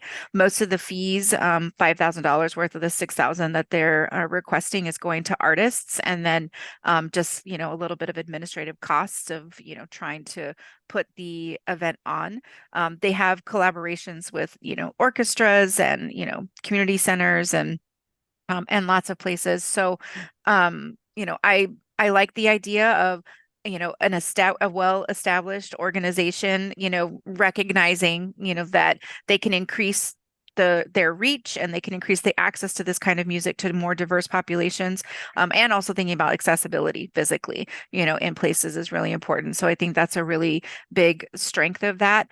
I'm trying to think if there was something else. I think those were my biggest things. I think it's simple, I think sometimes when you do the simple thing of just increasing reach and doing it intentionally with partnerships and connecting with stakeholders, which they have clearly done, it, really makes a program potentially soar. So for me, that's a really huge strength. I don't see a lot of weakness in this particular application.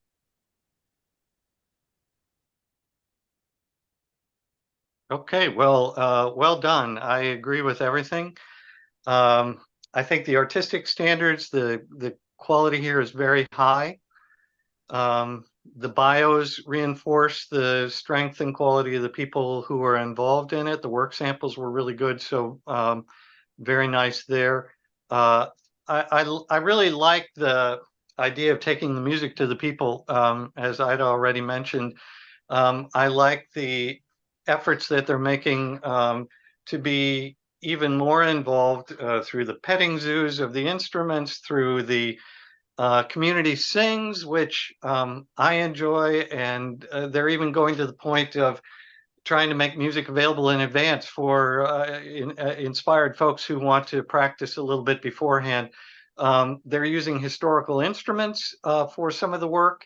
They have 2 ensembles that are going to be going out on tour, which I also think is really helpful too, in that one is a little bit larger, probably appropriate for larger spaces. And then there's a duo that goes out, if I'm remembering correctly, for other settings, probably generally smaller.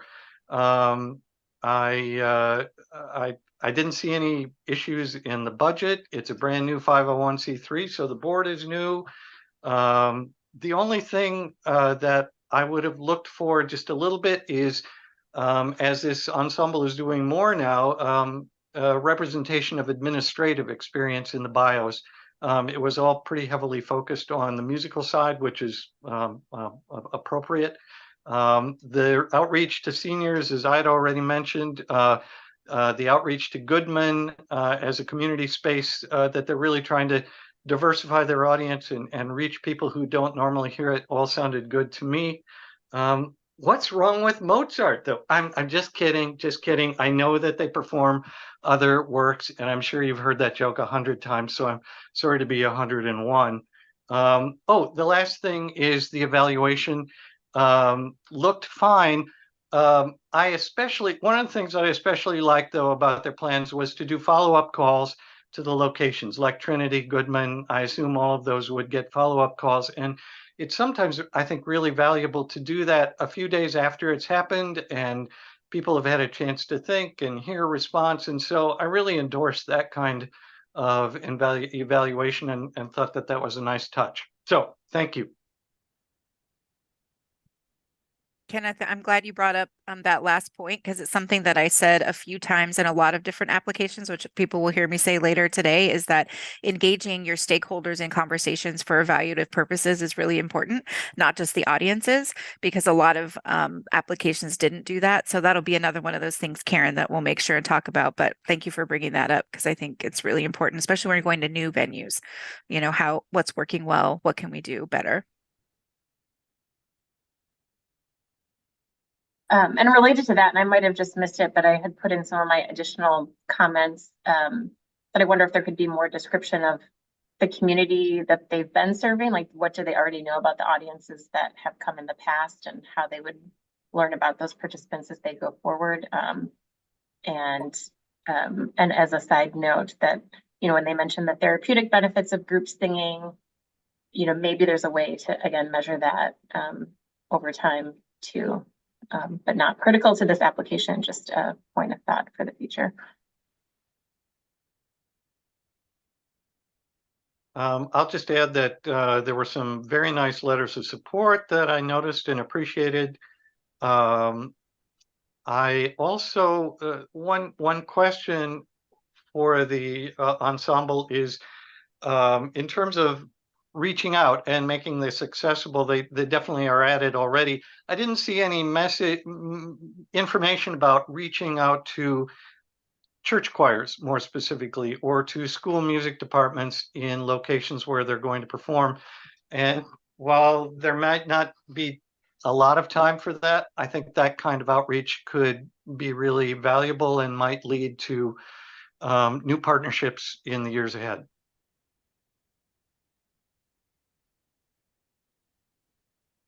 Any other comments? Any thoughts? Nothing to Okay. add. Go ahead. Sorry, go ahead. Okay, if there's nothing else to comment on this application, then we can go ahead with our scoring, please.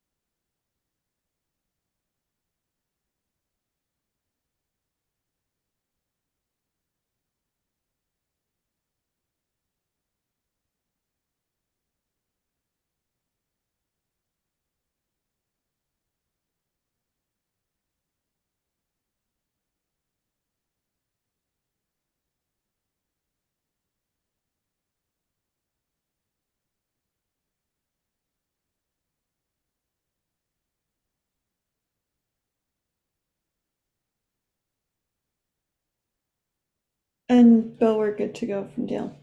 Okay, thanks, Sarah. Okay, our next one is La Crosse Public Library. And Ida's going to be the first reader, and there's no second reader. All right, so the La Crosse Public Library is located in the Driftless region. La Crosse, and that Driftless region includes like 9 local counties. So as we know, libraries are hubs of community for not just reading, but for checking out like lots of equipment and you know, just general information. So it really is a cultural and social hub. They have a project that, you know, many libraries do. Theirs is called The Read. And this particular effort actually spans all of the counties. So I really like the inclusion of the regional read. They call it the regional read. And so this year's topic is actually going to be the arts, and they're being very intentional about bringing people in to do that. They really want to make sure that they are, you know, in addition to distributing books to read, that they're having events that are going to consist of people being able to participate in placemaking, artistic creation, and other arts related activities that will actually be free and accessible for participants in all 9 of the counties. One of the things that is central is that they have a La Crosse Public Library creation space and library of things, which give access to artistic space and art supplies and tools in a variety of media and digital formats. So The books are going to consist both of things for adults, fiction and nonfiction, and youth titles for different reading levels, and continuing to intentionally tie in arts and arts organizations in the areas. They're going to leverage relationships with local artists who will develop and lead the programs, both in the creation space, in the library, and then outside into the community. The books that they've chosen as the main books are Big Magic, Creative Living Beyond Fear by Elizabeth Gilbert for adults, and The Artivist by Nicholas Smith for children. They're going to have 2 artists in residence, and they're commissioning a piece of art for display as well, and holding artist-led workshops. So the artists in residence are going to showcase their personal work, which I think is one of the really big strengths of this project. I think when you have, your idea for a regional read is books, but having 2 artists in residence there to cultivate a program that intentionally, ties together what folks are reading and what they're doing in the community is really strong. They're asking for $6,000. This is the first year that they've done this kind of project. They have regional reads, but the way that they're incorporating the artists into this project is new. So I really appreciate the way that they're thinking about it. I think it's a really strong application. It's well thought out. And, would probably like to know a little bit about how they're, choosing those artists, like how are we like spanning it across all of the counties, because, the maker place is in La Crosse, but if they're saying that they want this to be regional, how are we reaching out across? Yeah, that's what I got. Would love to hear others' comments.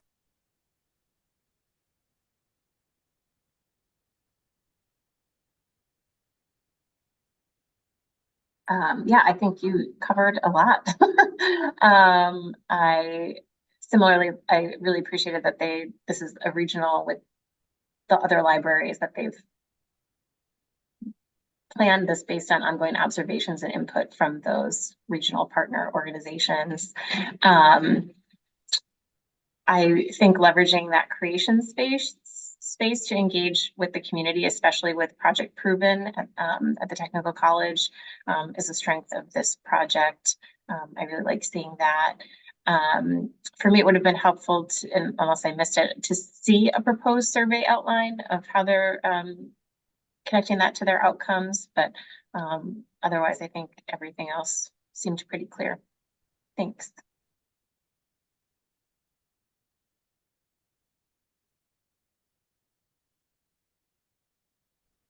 Other thoughts?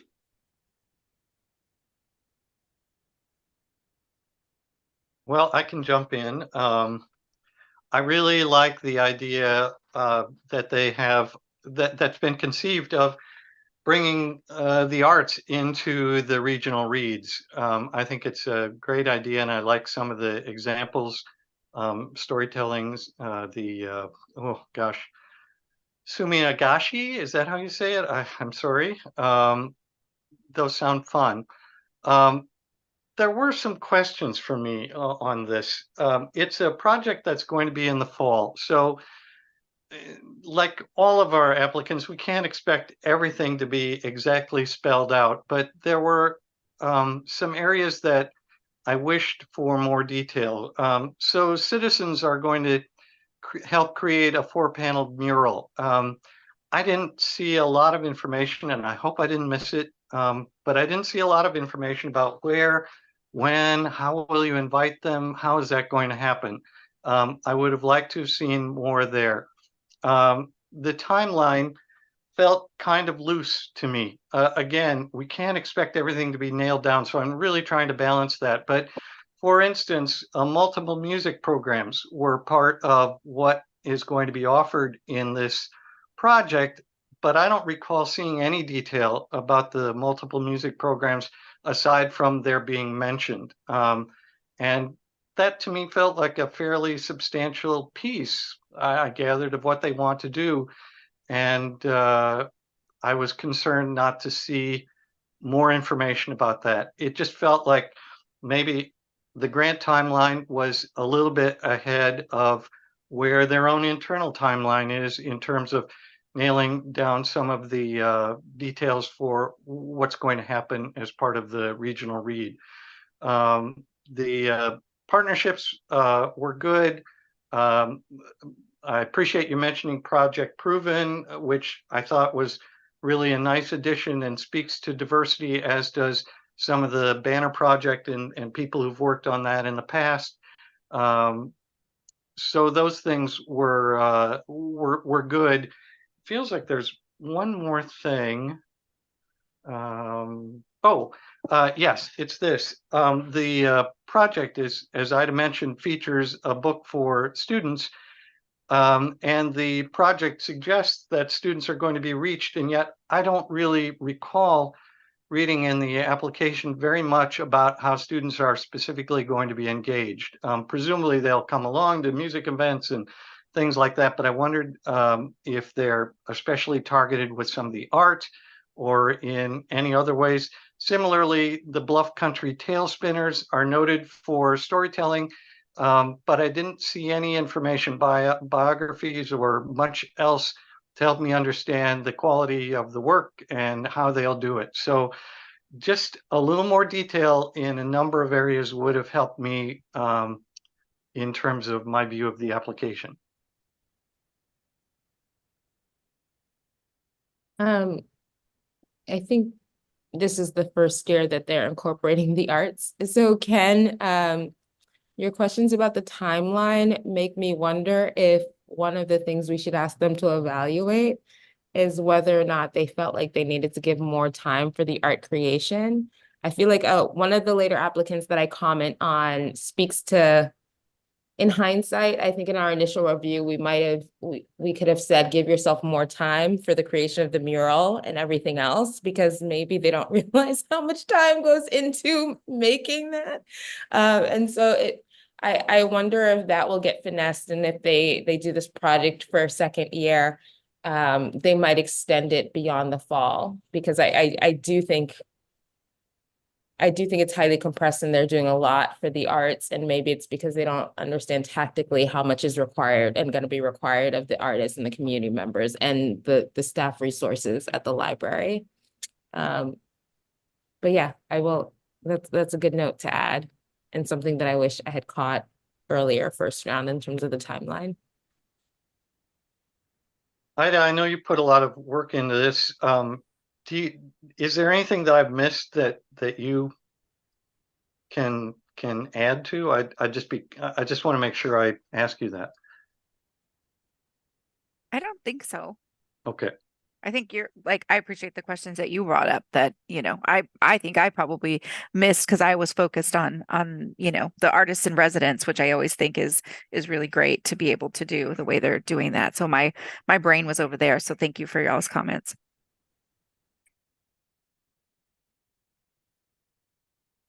Okay, does anyone else have any thoughts they want to add? All right, if not, then please go ahead to your scoring.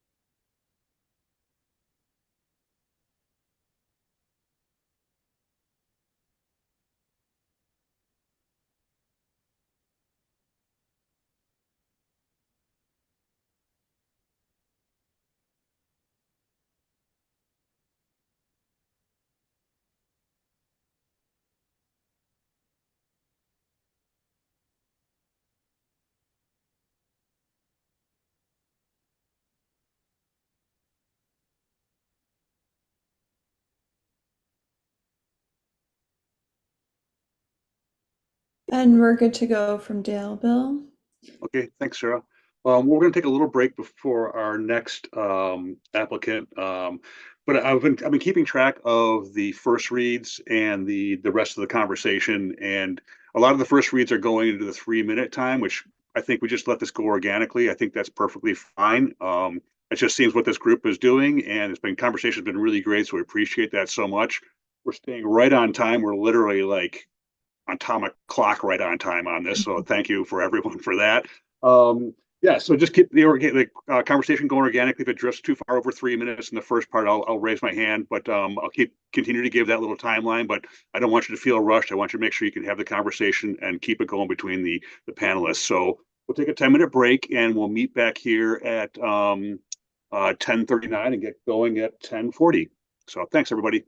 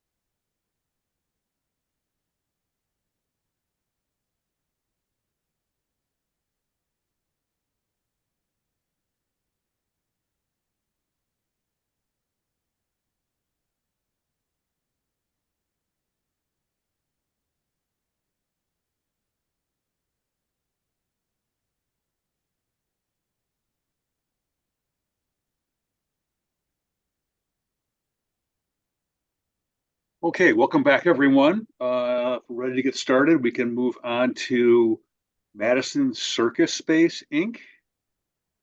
And Maggie is the first reader and Cantor is the second. Thanks. Yeah, so Madison Circus Space, as you might imagine, is located in Madison. They're requesting $6,000 for this project. Madison Circus Space moved into a new facility in 2019, and their organization holds workshops and events that are open to the community. They're meant to foster appreciation for circus-related talent and creativity in Madison. And this is the third year of this specific project, the Artist in Residency project. This offers circus professionals, pre-professionals, the opportunity to come in and do a residency. It looks like 2 to 4 residents, each doing 4 to 6 weeks. This is a combination of self-directed training time, so access to the space to further develop their own skills. They would have performance space as well. The residents, in addition to working on their own work, would offer public classes and workshops to engage the community member, and each residency would culminate in a public ticketed sharing event. What I do really like about this project is there's a lot of partnerships with schools, community centers, social service agencies. It's this combination of sort of importing those circus skills that might not be present in the Madison area, so that the folks who are in the Madison area can gain new skills at the same time that artists have dedicated time and can be reimbursed for working on their own projects. I like that this is a less common art form, so being able to support something that isn't available everywhere, that this is a really unique opportunity to support that. I think some additional detail on what their various partnerships entail and what information they gain from those partnerships in terms of planning and addressing needs would be helpful for me. I think the project, they've done it in the past. They're learning from it each time, so it seems to be financially feasible and they have that experience. When they talk about having a particular emphasis on engaging and uplifting non-dominant communities, and they talk about fostering a sense of belonging, empowerment, and cultural enrichment, I would like to understand more about the details of their outreach efforts for this. So I think, they mentioned that they have these efforts and they have partnerships, but for me to understand a little bit more about what that looks like and how they're measuring it to know that it's effective would be really helpful. I'm going to just look through to see if I had other main comments. And then in terms of evaluation, they talk about focus groups. I think some additional one-on-one interviews would be helpful in evaluation, and thinking about maybe some long-term follow-up evaluation after the residency to understand what changes for those artists over time after having participated. And then I think they get a lot of information from the folks who are part of their community in Madison to know that has an impact on the skill sets that they're able to share with each other and build upon.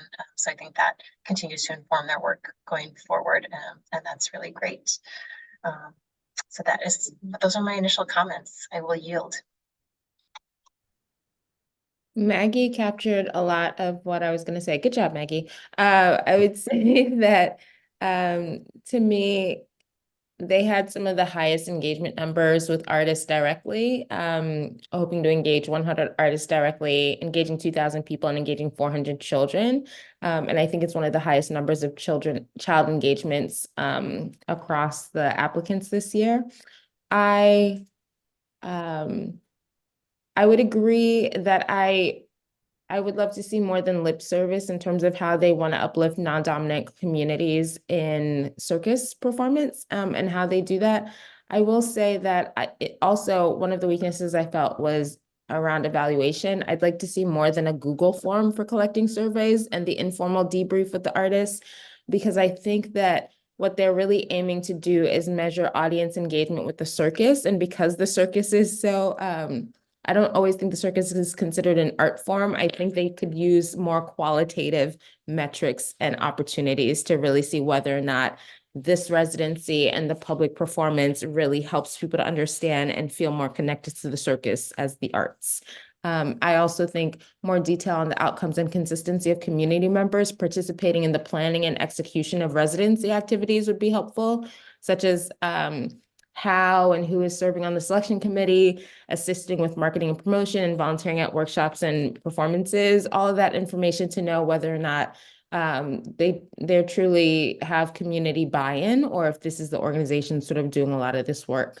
And so those were some of my comments. I will also say I really loved that the $6,000 that they're requesting all goes towards supporting the artist's fees for the residents. So it's just a side note.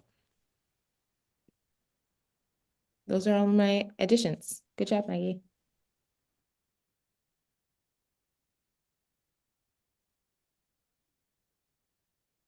Does anyone else have anything to add?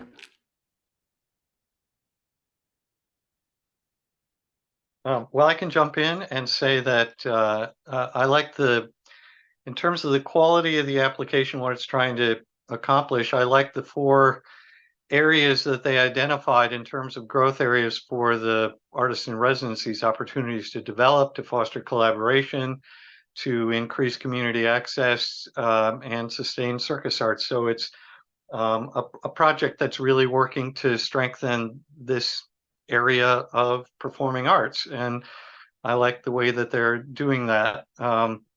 The board is mostly folks who themselves are involved in circus arts, which seems appropriate and probably helpful.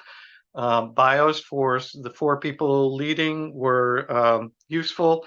Nice letter of support from Carly as someone who's experienced this, so that was helpful.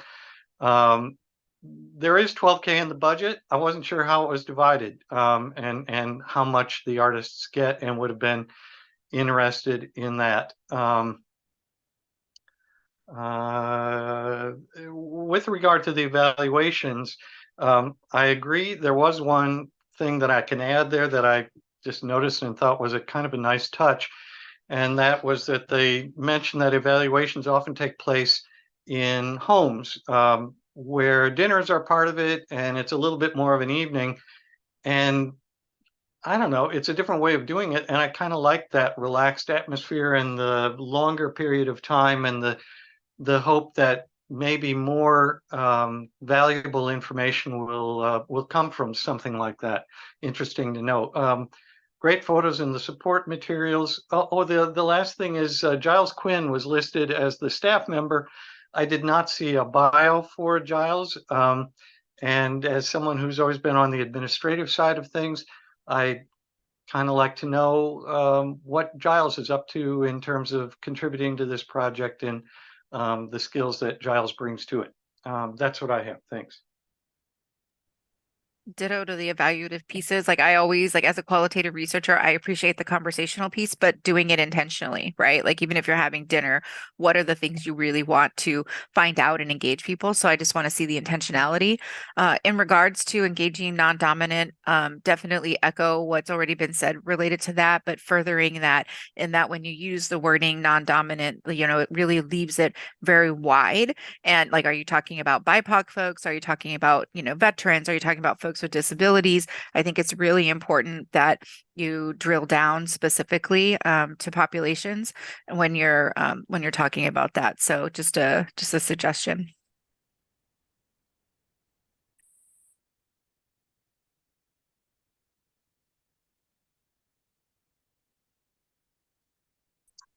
I think my only other comment, just as an additional suggestion for the future too, is to think about how to use videography for additional documentation, or maybe even recording some of the conversations and evaluative pieces. Okay, anything else from the panel? Okay, please go ahead and score.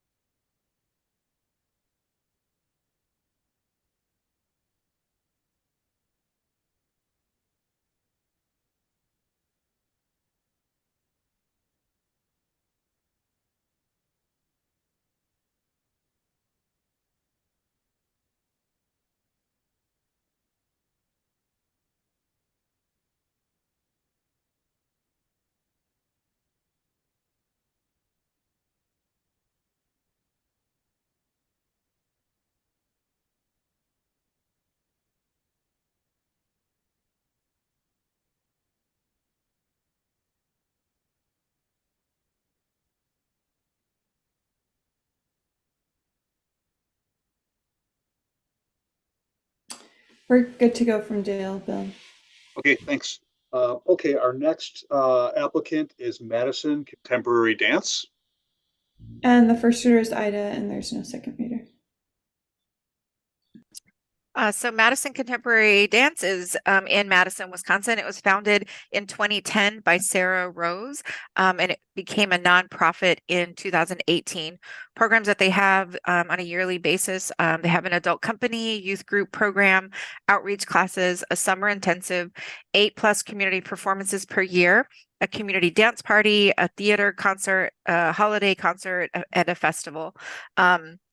They are at Kennedy Heights Community Center, and the bulk of the participants at Kennedy Heights are people of color with limited financial resources, to be able to experience and potentially pay for dance lessons and, dance and artistic opportunities like that.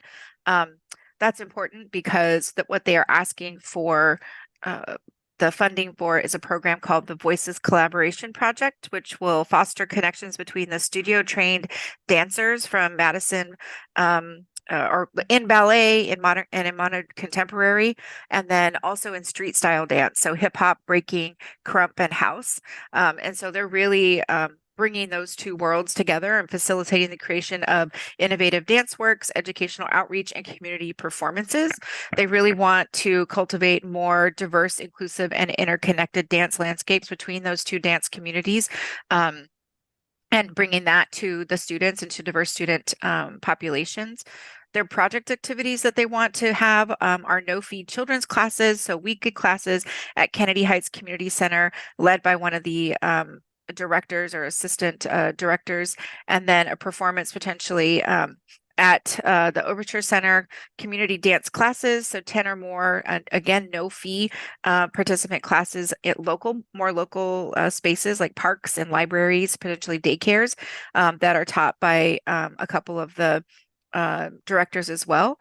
There will also be performances by professional artists for no fee. They're like 8 no fee 45-minute dance concerts that are, again, collaborative between contemporary and street style dance in local spaces like parks and community centers and theaters. They will also have a theater concert that'll cost $15 to $18, but there will be complimentary tickets given to students and families at the Kennedy as part of the Kennedy Heights Dance Group. And then they're really going to be creating collaborative works. They're also going to document it with video. They're going to have a project documentary as well. Their evaluative aspects have very specific goals related to percentages that they'd like to see, and they're requesting $6,000, which will mostly go to both artist fees and the artist staff who will be helping do things. Yeah, I think that's all I have on that, and I will not be providing comment on this particular one as I have worked with one of the artists before.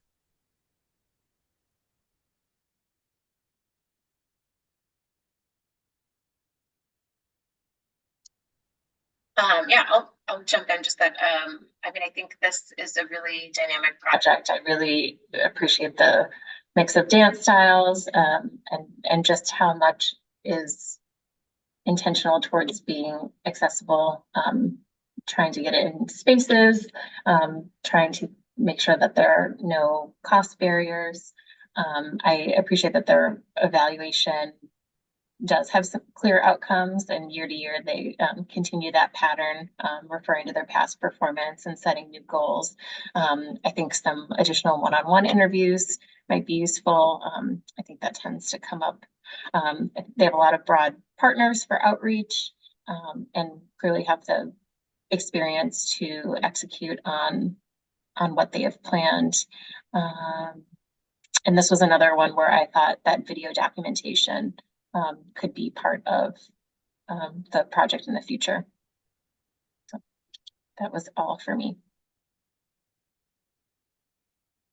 I'm excited for all of the youth engagement with dance across a variety of genres through this project. That makes me really hopeful, and it feels like a giant party and instruction. And I do think the conversation, it just feels good. It feels really good to read this application, to imagine it happening in Madison over the summer. So it made me smile and tingle all over.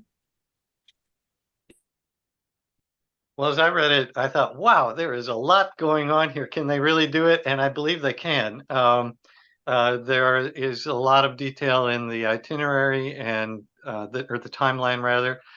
I think the area that I want to concentrate on that I thought was really great and maybe one of the best examples of this was in the area of accessibility.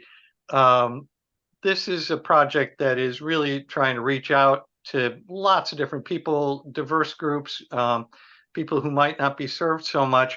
And that's often said, but the things that demonstrated it so well for me are the fact that they have bilingual teachers on board. They tried to make sure that activity spaces were easily accessible on public transportation. They have evaluations in at least 2 languages, as far as I could tell. It's already been mentioned that things are free. To eliminate that barrier, there was at least one nice letter of support that sort of confirmed some of this. So those things I thought were really strong in this application. It sort of widens the definition of dance. Also, I also noticed they noted wheelchair accessibility and also various efforts for those who have sound sensitivities. And so that is a really nice point that they're trying to make dance accessible because it is accessible to all bodies.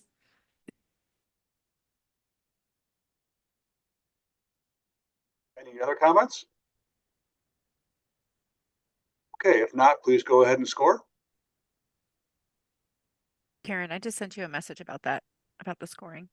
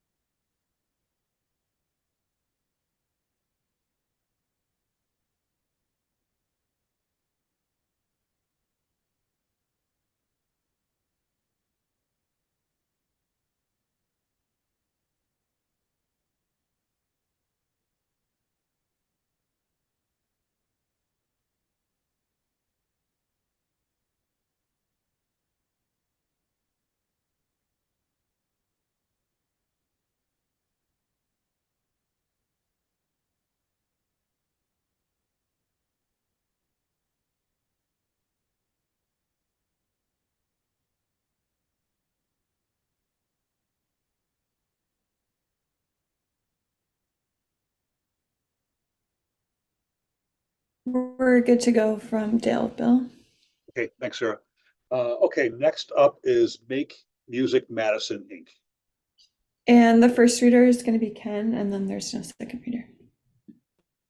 All right, Make Music Madison. Madison, obviously, $6,000 requested for artist fees and other expenses. This is a 3rd-year project. This is a project, this is a music festival in Penn Park on Madison's south side, partnering with Boys and Girls Club of Dane County to make this happen. The idea is to provide a wonderful arts experience in a community area that might not have access to this so often. The quality of what has been proposed looks solid to me. I see artistic and cultural value, especially educational too, for the community center staff learning new skills in terms of trying to make this happen. Creation and development for local arts, yes. This is the second year at Penn Park, which is an interesting choice and I think a reasonable one, trying to make sure that the work that got started last year really has a chance to take full root and grow, and that the community center and other folks in the neighborhood can carry it on after Make Music works moves on to other locations. The timeline seemed fine to me. I didn't see any big problems in the budget. Board looks solid. Mary Rose seems to have a lot of skill for this kind of thing. Since this is a second year at Penn Park, I looked for and didn't feel like I found a lot of photo, video evidence of what happened last year to help me understand a little bit better. And I would have enjoyed that. I hope I didn't miss it somehow. I do see this project addressing economic and social needs. It is concerned with diversity in terms of where it's locating and the people it's trying to serve in this case. Two nice partner letters involved. The evaluation looked reasonable. The one big thing that I thought was missing, unless I missed it, is feedback from the artists. Let me go to my other notes on that.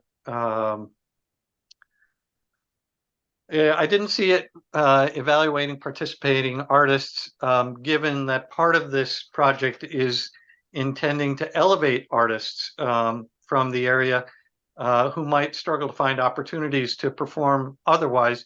It seemed like getting their feedback would be really important, and I don't recall seeing that in the application. The other thing that is great, but also a question for Make Music Madison, is reference to the 2018 survey. Really helpful to look at that. Still, a lot has changed in 6 years. I know surveys can't be done every other month, but is there any more new information that could inform going forward?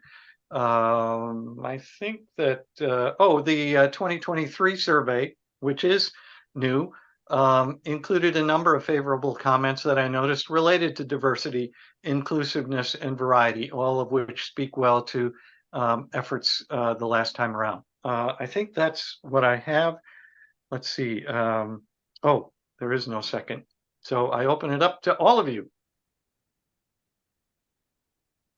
Ken, on your evaluation comments, I had made a note too to ask if the survey was the same for artists and participants, because that's what it looks like from the survey results from 2023. So I think, to your point, having a more direct data capture from the artists would be helpful, although they seem to be represented in those survey results, self-identified as musicians who performed. But I don't know if that was Make Music Day as a whole or if it was specific to this project last year. Anyway, yeah, otherwise I agree with your comments. I think they obviously have experience running Make Music Day in general. I will call out, I really like that the purpose behind this project was driven by the 2018 report by Madison's Task Force on Equity in Music Entertainment. You know, that was identified as a community need to get opportunities both for under-resourced artists and those neighborhoods that don't have as many music presentation opportunities. But this is in response to that. So I think that they're really trying to build upon that. And yeah, that's all I have for now. Thanks.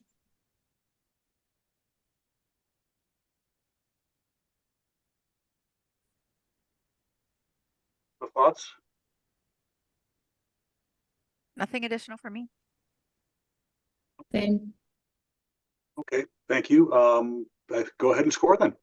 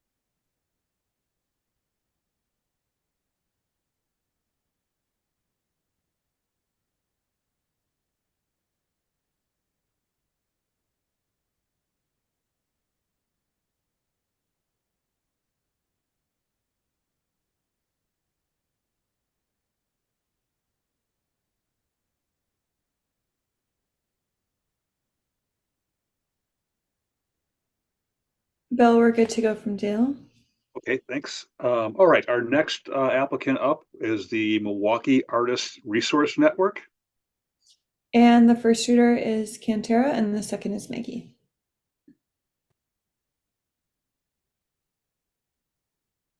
Okay, the Milwaukee Artists Resource Network is serving as lead applicant for a first-year project titled Finding Our Narratives, Speaking Our Truth. The project, Our Voices, will be led by Luna, an arts-run organization that champions for artists of color, advocating for equitable opportunities and recognition. Luna is led by, and these sessions, Our Voices, will be led by Katie Avila Lohmiller and Veronica Murphy Sotelo. And the project is a 2-day intensive storytelling workshop held at Marn that will culminate in a public showcase that celebrates the rich tapestry of personal narratives within the community. This initiative will provide a platform for individuals to share their unique life experience while amplifying and celebrating the voices of BIPOC community members. The project will launch in fall 2024 with 7 artists directly involved and 75 anticipated adults engaged in person. Marn is requesting $3,500. The funds will be used to support personal administration, personal artistic fees, artist fees and services, and remaining operating expenses. The majority of the funds, $2,600, going to artist fees and services. So some of the strengths of the application, as I saw them, are the collaboration between Marn and Luna. I am based in Milwaukee, and I will say Luna has a really great reputation for supporting BIPOC artists, advocates, and creating space for community members. And I think Marn will really benefit from that collaboration, that partnership. And I think Luna will benefit from the space to facilitate this storytelling. I also think a strength of this project is that it aims to create a dedicated platform for BIPOC individuals to tell their stories. And it welcomes participants at varying levels of storytelling, although I wonder if in execution that's going to be true, because it is a 2-day intensive workshop. And so I feel like your spirit is either that of a risk taker and adventurer, or perhaps you already have a background in storytelling and you're comfortable with sort of that compressed workshop one day, finesse the next day, and then perform that day. So we'll see if varying levels of individuals actually participate. And the facilitators are highly skilled. So from the bios of Katie Avila Lohmiller, who's also a professor at UWM in the theater department, and Veronica Murphy Sotelo, I believe that the facilitators will be able to craft and execute a really great 2-day workshop. And I think that Marn is also using their ticketing platform to support entry and registration. And so I think you get the great mix of sort of the systems-based support coming from MAM and the artistic support and vision coming from Luna. Some weaknesses, I think the biggest one for me is the state of Marn's finances. So fiscal year 2023 and 2024, they ran at a significant deficit of over $500K each. And while they're arguing that they're trying to boost their revenue streams and reduce operating costs, the deficit gives me pause. However, there is a low cost for executing this program, and I think that they will be able to accomplish it just fine. And it's not a weakness per se, but the application says that the workshop will be, it's what I mentioned before about whether or not this will truly be a space where all levels of storytellers who are adults will feel comfortable, or if it'll already be people who are familiar with the background in performance or like quickly putting an idea into motion. So those are all of my thoughts, and I'll pass it to you, Maggie. Thanks. That was comprehensive.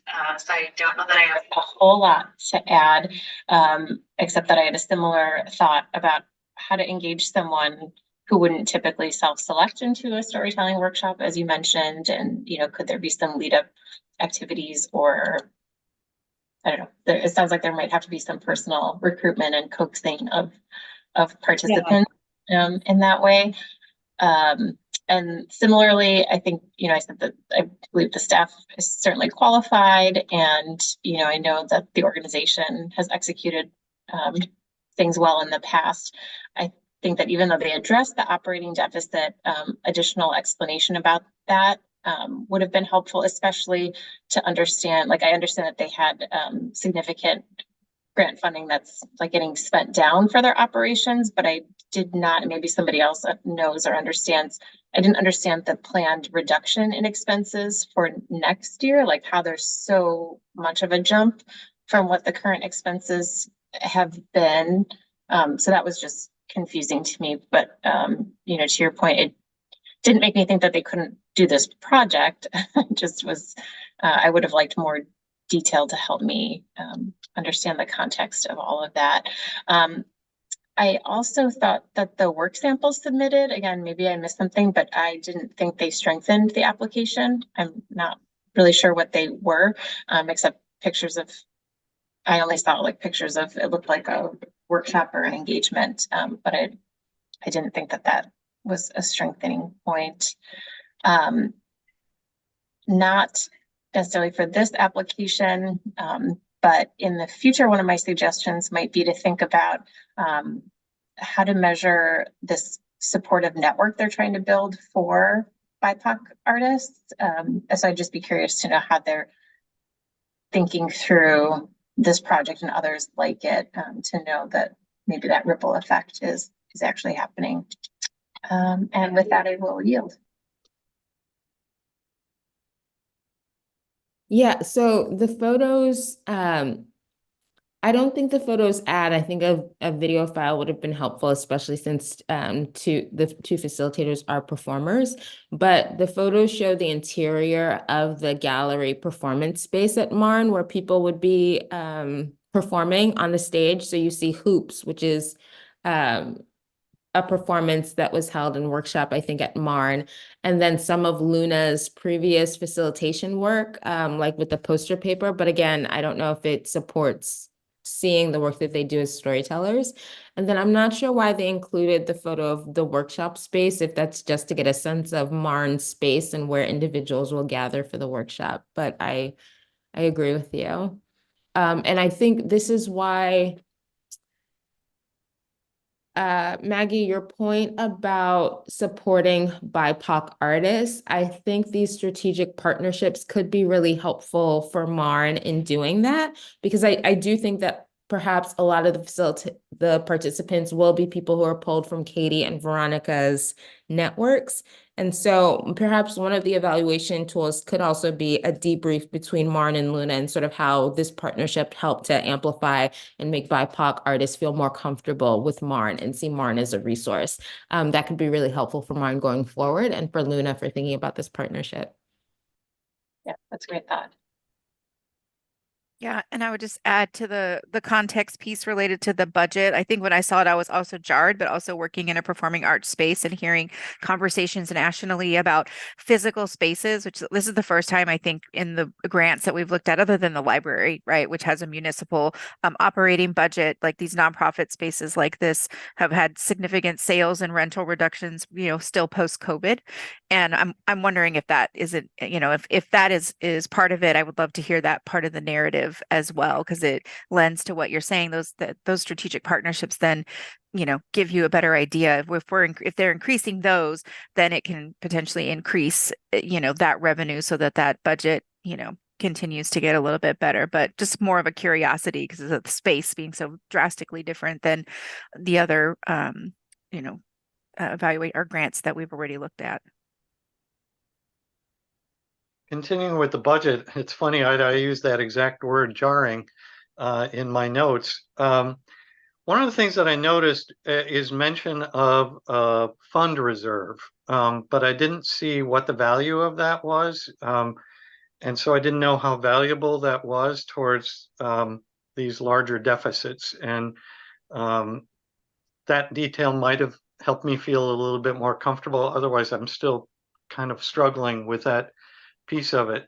In other regards, I thought the two people, Katie and Veronica, leading this looked really strong. Katie's syllabus, wow, you know, there's a lot there. So I don't have any doubt that she can do it, that they can do it. The focus, the tight focus on really serving the BIPOC community and doing it in 2 days, I really like that. It's kind of like, okay, you're going to do this, and this is, it's tight, and that's helpful for me. One thing around, one of you mentioned, reaching participants and getting folks feeling comfortable with being there of different abilities. One thing that I noticed in the timeline that I appreciated was their willingness to adjust the start date of this project, and they seem to indicate that it would be to try to make sure that they have the desired participation. And so I assume that means broad participation and giving a variety of people a chance to participate. So that looked good. 6 partner organizations, talked about that. The last thing is in the area of around evaluation and accessibility. I wrote most of a sentence here in my notes. I needed more help understanding how the quote regular feedback sessions will be held through the project to solicit, and then I did some dots from community members. It made it sound like there was going to be regular check-ins with people to see, sort of how are we doing? How's it going? What could we do differently? That's the impression that I got from that. But there was no more description there that I noticed or saw. And so it sounded good, but needed much more support to help me feel like it was going to be really valuable and useful.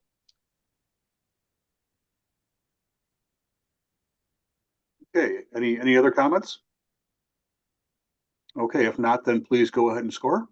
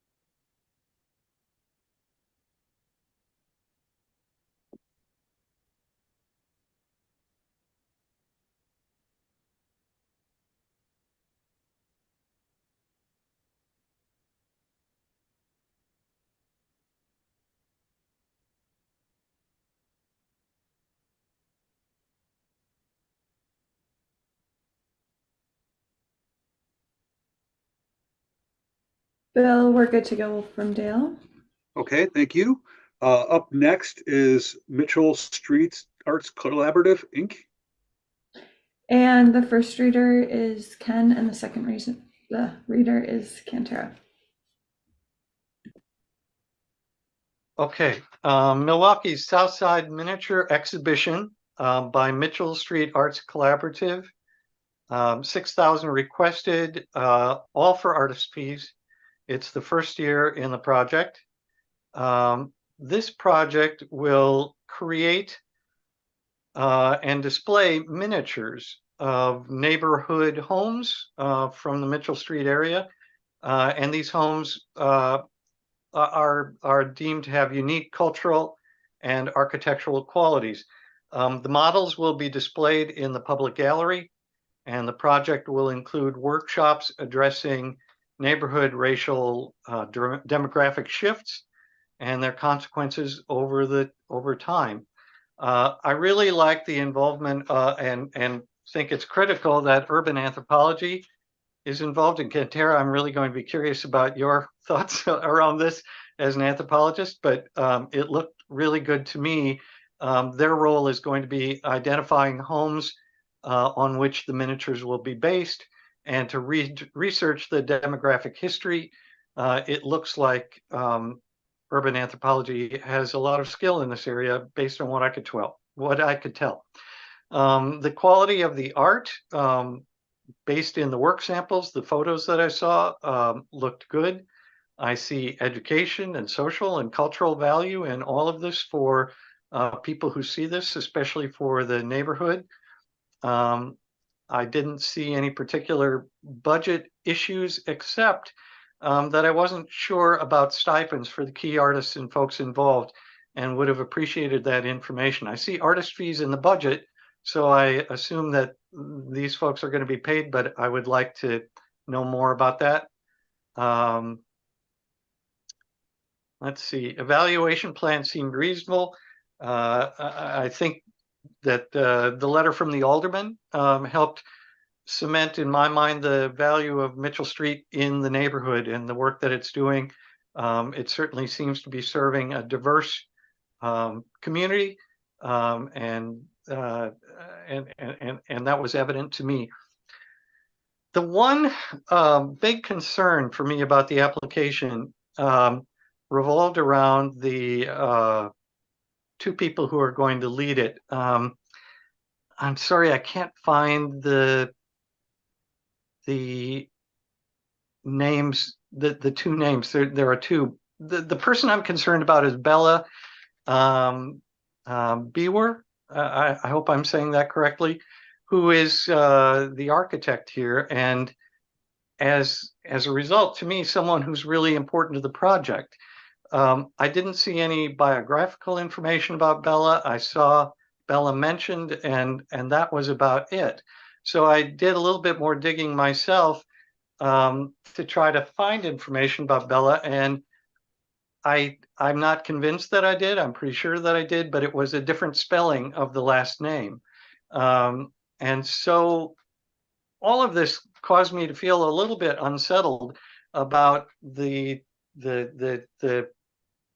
connection of this relationship to Bella, when to me it seems to be a really important one. And so I guess I would have liked a lot more information in that regard. Salgado, sorry, last name, is the other key person, and the work samples that were featured all look really good and interesting to me.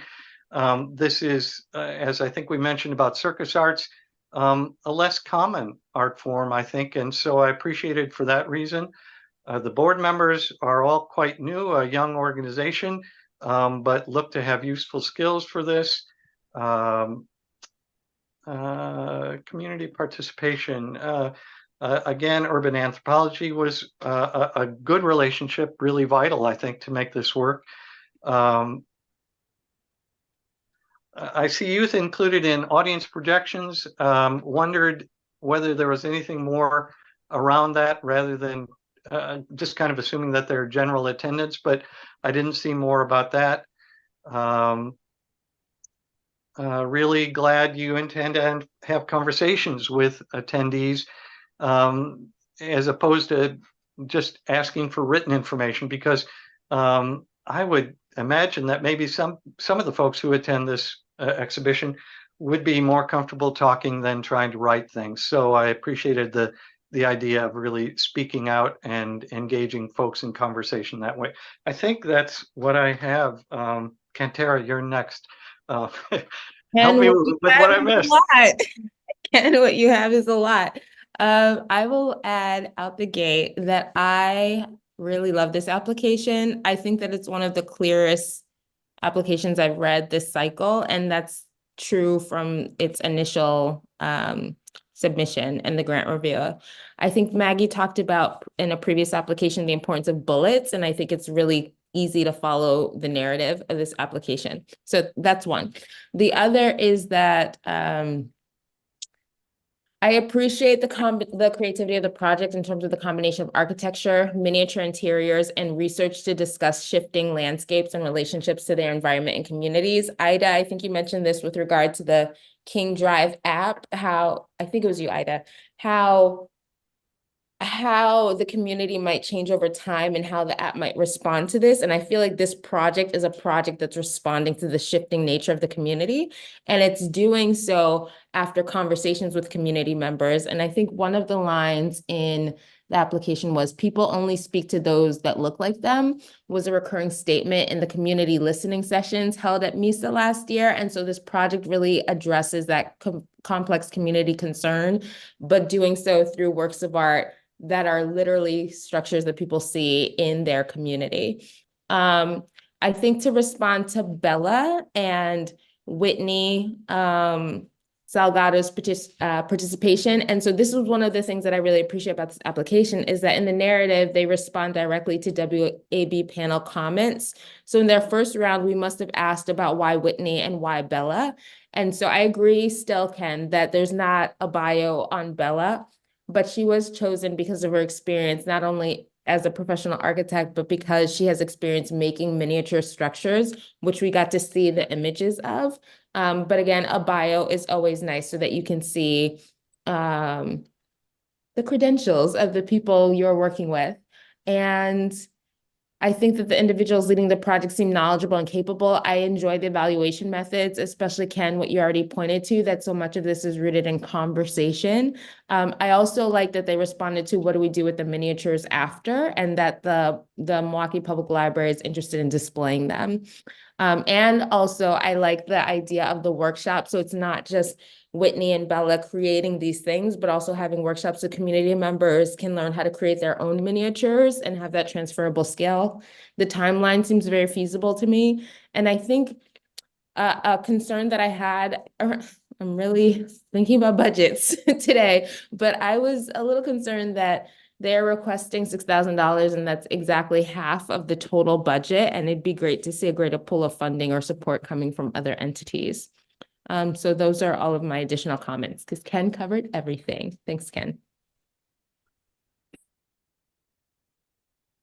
Ida, Maggie, do you have something you want to add to that? I think the note on the budget, and I could have missed something. I think I said I would have expected expenses related to the public displays and supplies needed to create the works in the budget, and I didn't see that, or I missed it. I like what you're saying about, the way that they're planning to capture information, somewhat in conversation. I'm also wondering if, in an exhibition like that or display, like, is there some way next to each miniature that you could be capturing people's reactions or asking even for like 1 or 2 words? That's just a side comment. Yeah, I really like this project. I think it's a well considered application. I think that connection to the neighborhood's past and the community evolution is a really important one. Yeah, I'd like to think a little bit more too about how is that driving those conversations with people who don't look like each other. So I would be interested to know as this project progresses, how that materializes. But I really like this project. Yeah, similar to the app project, again, that tie between housing disparity and racial and economic things related to history of Milwaukee, I think is so vital. So I greatly appreciate the light that it's bringing to that so intentionally, and agree this was one of the applications that I thought was very well thought out in this cycle. Okay, any other comments? Okay, if not, then please go ahead and score.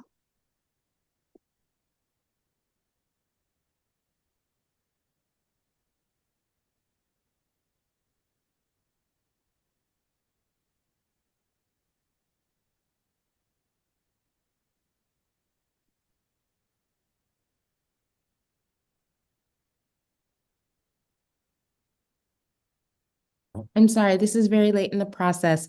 I wanted to say that one of the things I noticed is that they are not counting exhibition attendance as part of their evaluation, which I think is really fascinating. I think it really puts more pressure on the one-on-one qualitative instead of quantitative metrics. That's it. Thank you.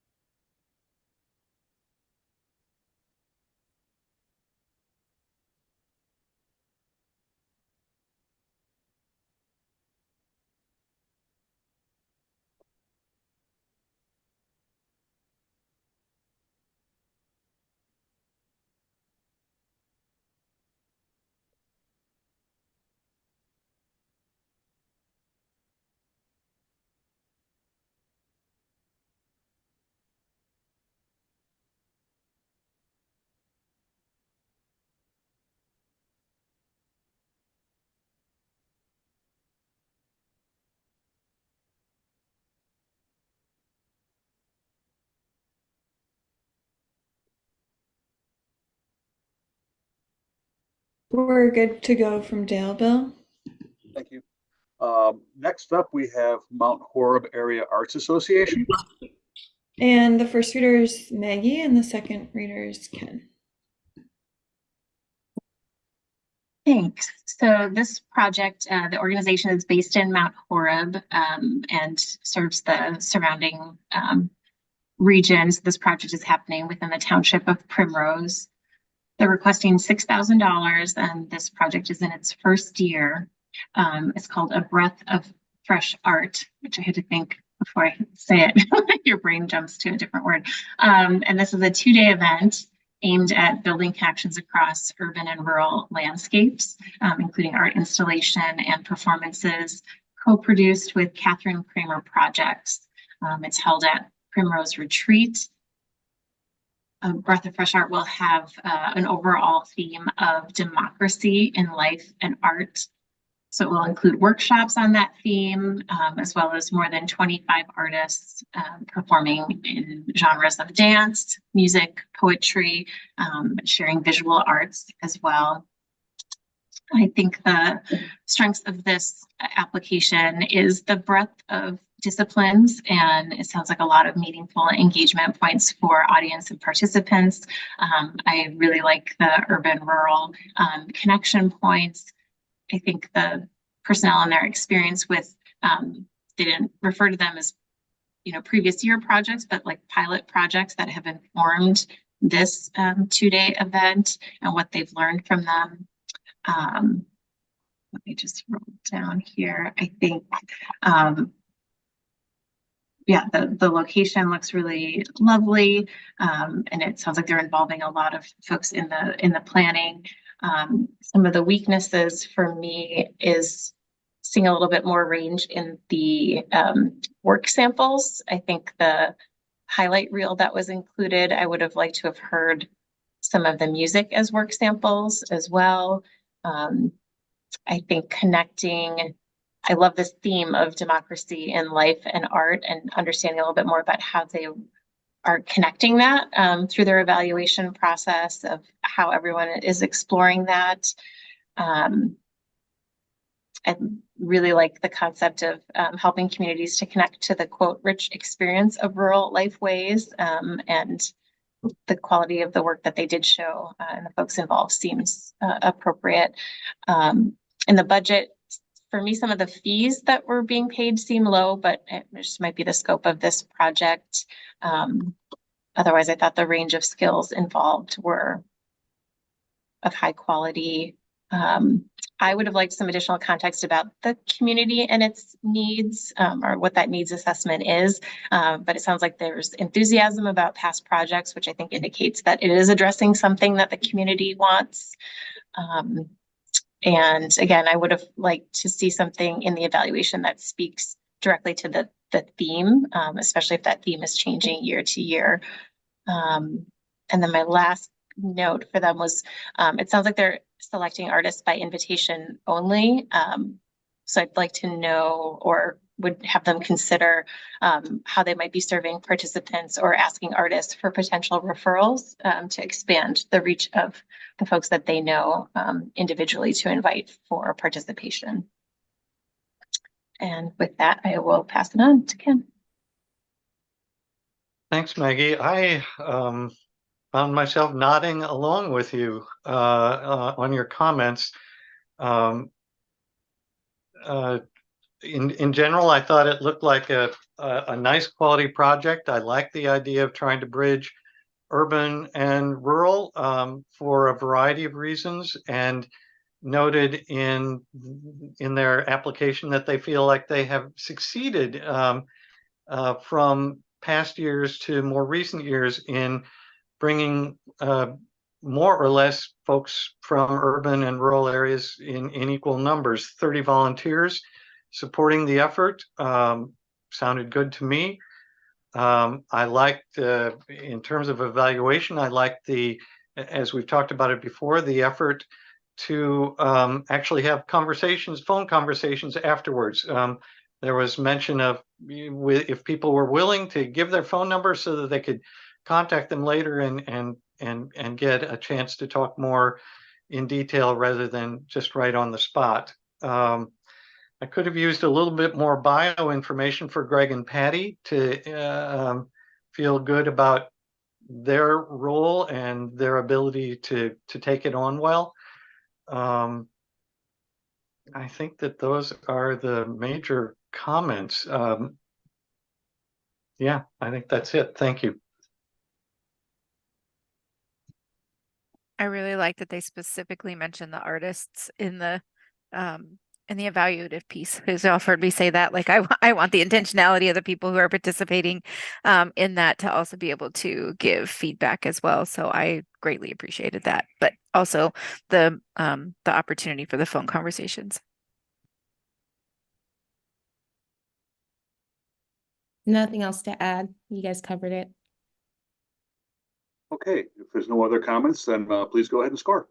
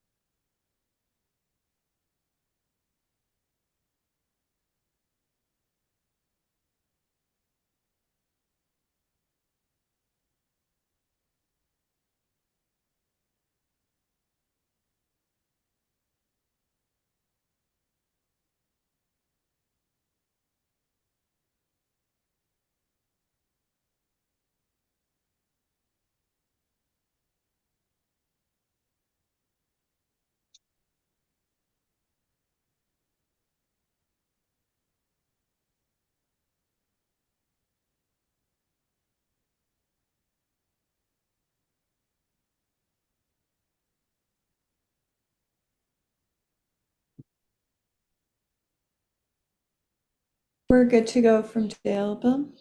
Okay, thanks, Sarah. Okay, up next is Radio Milwaukee. And the first reader is Cantera and the second is Ida.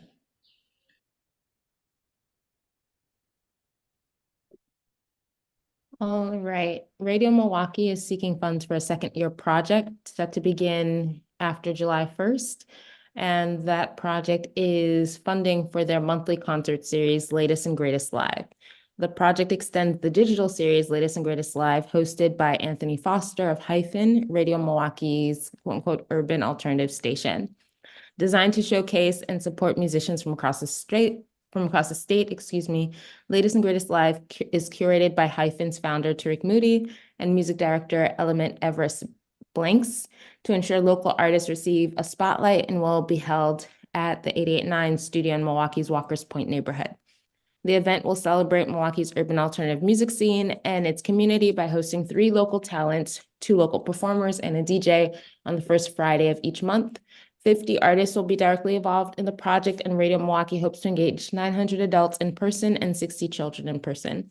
They're seeking $6,000, and the strengths of this project to me include the aim to amplify Black talent in Milwaukee and across the state, many of whom had not had the opportunity to perform at esteemed venues yet. The cost of the ticket for the live shows go directly to supporting the artists, which I think is amazing. This also meets a member demand for more live performance and engagement opportunities. So the program is really speaking to sort of what their membership group of 88.9 is seeking. And it also incorporates a pre-performance interview before each concert, which I like as a way of creating a connection and investment between the audience and the performer before the performer takes the stage, as opposed to sort of the post-performance talkback. The artists are called from public submissions from artists themselves and also social media requests. So there's a way in which, yes, Tariq and Everest will curate it, but it's really also curating from a general community-based submission process. And Hyphen benefits from the support of an active volunteer advisory board made up of strong local leaders of color from the community. Some of them are listed. They include P3 Development Group, JCP Construction, and the Milwaukee Brewers and Marcus Center for the Performing Arts. The evaluation methods seem adequate, so one-on-one interviews with artists. Ida, I know you will like that. So one-on-one interviews with the artists to ensure alignment with Radio Milwaukee's mission.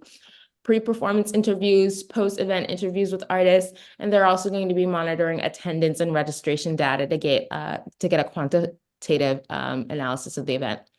I think what's missing is they don't mention this, but I think the social media requests for who people want to see from their community is another form of data and information gathering. And I think that they should consider that as a point of entry as well for culling local talent and supporting local talent. I think some of the weaknesses for me were the amount from the grant will be applied to total and cash expenses. And personally, I want to know what that means. And it seems there's an opportunity to put these funds towards the artistic services and fees, which is $9,600. And none of the request from the Wisconsin Art Board covers that. And this is sort of a philosophical question. So in the grant, they mention that a major problem in Milwaukee is the retention of Black citizens, and that this program and hyphen exists to support retaining Black citizens in Milwaukee. So my question is, how then do they know if this program will support the sustaining of a Black community? And that seems fundamental to sort of flushing out a little bit further in their surveys and evaluations, because I think their surveys and evaluations really cover sort of the experience, but I don't think it covers the long-term, how do we get Black talent and individuals to stay in the city, and how do we address that structural need, which they mention in the application themselves. So that is something that I'd like to see them think through in terms of their evaluations and sort of long-term look at this program and event. That's everything that I have to say initially. Ida, your turn. Girl, you like got all the points, even the evaluative ones. Like honestly, I think I love this application, and how they're elevating this to in-person experiences is really great.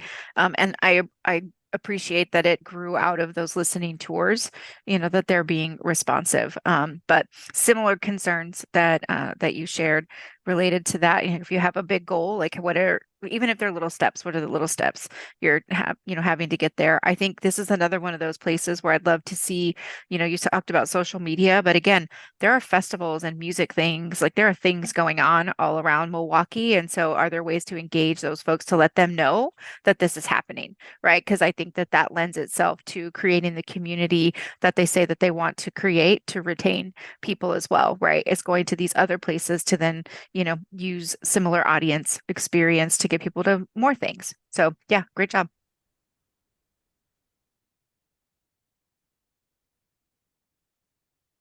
I'll say ditto to that long-term measurement piece being a note that I made just for future reference.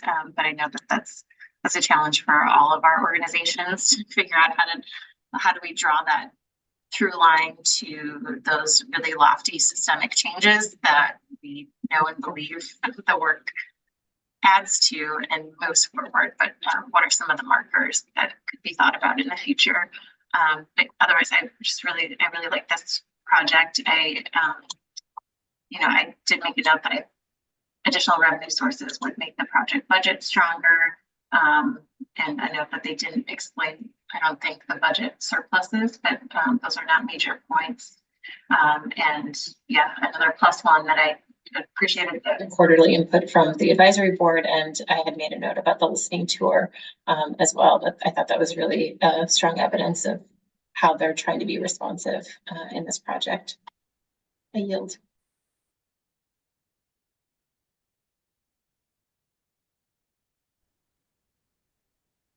This is more anecdotal than anything, but I think one of the things that could have been, you all let me know if you got this, but as someone in Milwaukee and familiar with Hyphen, they do so much more than radio and music. They really do gather individuals. Music is sometimes the glue, but often it is just placemaking and creating space.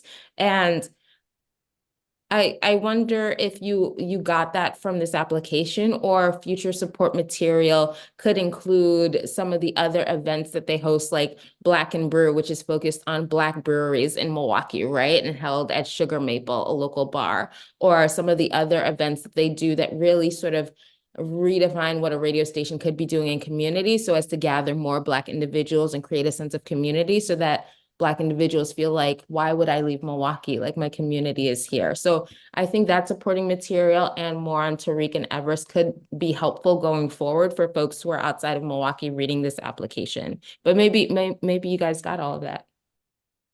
No, Well, oh, sorry, go ahead, Ida. no, that was it. It was like, no, I would love that context. I'm outside, and I think that what you're saying, Kantara, is important. The one way in which I got a little of that feeling was when I looked at the staff list, and Tariq's name, I think, was right at the very bottom, and I was thinking, wow, I would have sort of thought that Tariq was kind of at the heart of all of this, and Tariq is. But it then showed me, yeah, wow, there's quite a few other people doing quite a few other things. And so while I didn't really know what it was, um, I guess I got a little sense of what you're asking about, Kantara. I was super impressed by the bios for the two folks who are leading up this effort and the work that they're doing. I just thought it was, they look really well qualified to take it on, and had a lot of confidence there. The only question, and I'm trying to remember exactly why I wrote this, was that I felt like I would have liked more information about partnerships in the community, beyond what I was seeing through board members. And I'm not sure now if that's a valid concern anymore or not, because Karen Terry, you addressed that in some of your remarks. So I'm not sure about that one. I think going forward, then I'll put that in my comments as well. Going forward, it'd be nice for them to address placemaking through hyphen.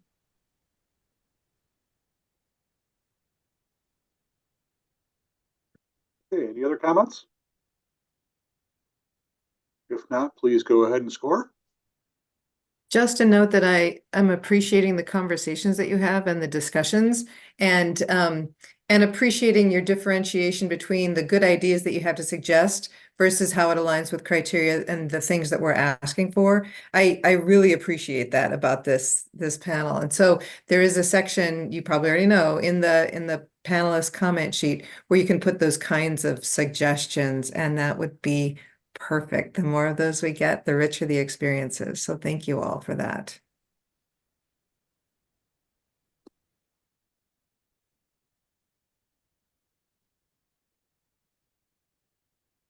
I guess I just want to second one other thing that I think you said, Kantara, and that was the pre-performance conversation. I find that really useful to help me better understand the work that I'm then going to listen to.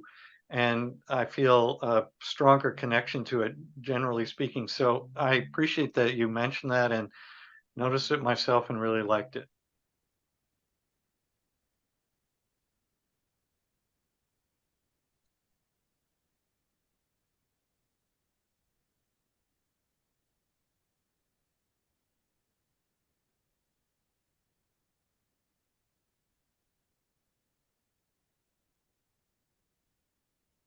We're scoring now, right?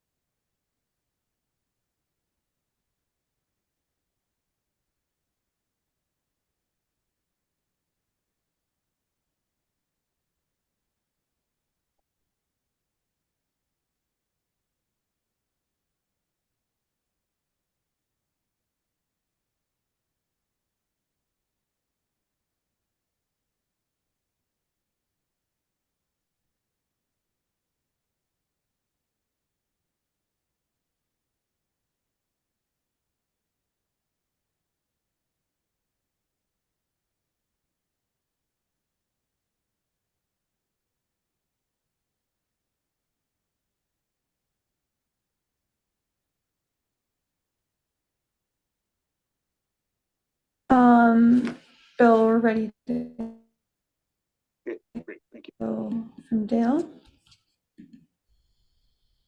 Okay, we'll get there. Okay, our next up before we break for lunch is Rise Up Central Wisconsin, Inc.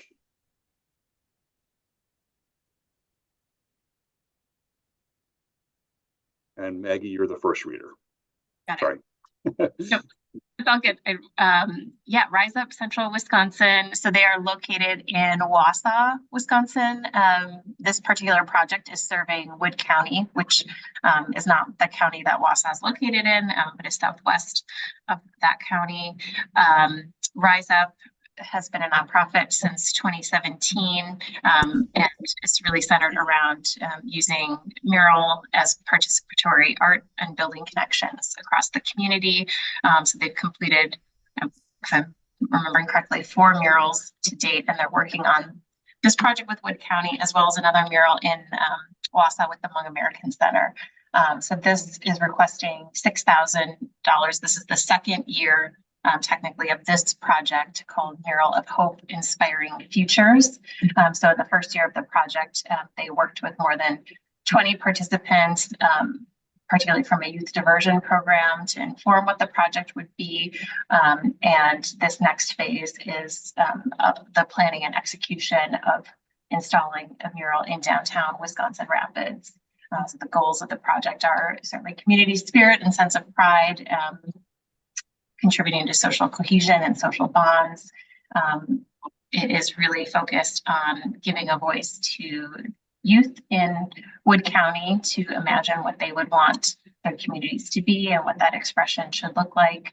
I really love that this is using that collective visioning and in partnership with several youth serving organizations in Wood County, especially with Health and Human Services, and partnering with the UW-Madison Center for Community and Nonprofit Studies to really do evaluation of this, working with the medical college as well. I think this is a really engaging project. I think it has high artistic and educational value for the community. It seems really clear that the first phase, the first year of the project, has informed these next steps for them. They have previous experience with this community engagement and building murals. The folks involved have expertise in mental health, and I think especially in talking with the community like Wisconsin Rapids and working with young people, that's going to be really important. I think they're showing some signs of really trying to center perspectives of non-dominant community members. For the most part, I think the evaluation seems comprehensive, and uses experienced partners in that process. Similar to other conversations we've had today, I'd be interested, especially with mural projects, I'd be interested to know about any plans for observing those murals in the community after the project has ended, and some of that long-term impact and community change. I think I'm just looking through my notes. Sorry, there's so many of these, and I write so many things that like kind of have to go back and be like, why did I write that? And what was that context? But yeah, and having seen some of their previous work, I think, this is an exciting project and well thought out, and I really like this for Wisconsin Rapids. I'll hand it over.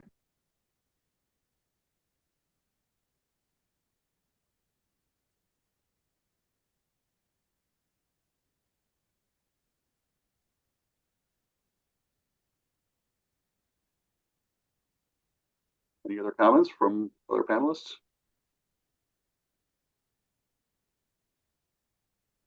I really like the phased approach, right? Like the engage, create, generate, it really does give you opportunity to focus on each of those areas, evaluate each of those, areas with the folks that they've partnered with. Also the intentional evaluation partners, I think is really great. I think we sometimes forget about those resources, particularly at public universities. Most have an office of some kind that does this. I think in more rural communities, even extension offices can help. So maybe that's one of those things I'll just take note of to tack on to the end related to evaluation. But I really liked the phased approach to this work. And that it's long enough, because we talked about that in an earlier project, that the creation of the mural, like we didn't know if they could create it during that time. And this one, because they've done it before, they know, how long the project will likely take. So that they allowed for that was good.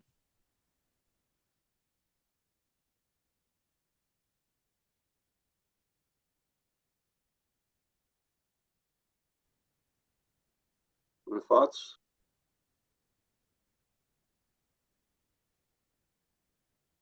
No, there's no other thoughts here. Ken, do you have something you'd like to add? Yeah, I'll jump in.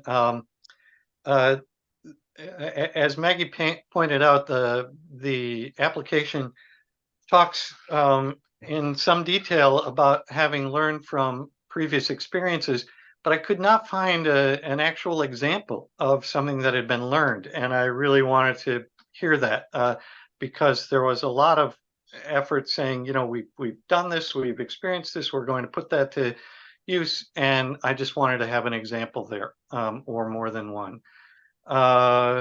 Let's see. The only other thing, and this is I'm just curious. So the work goes on to 5x5 pieces of cloth, right? And then people paint those pieces. Is it kind of like paint by number? And then the cloth doesn't go up on the wall. It's actually painted on the wall, right? But I just couldn't quite get that. Do you know how it works? I'm just curious. Any of you?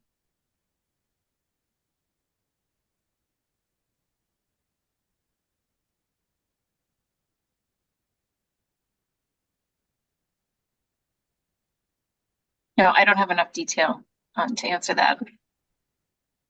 Thanks, Maggie.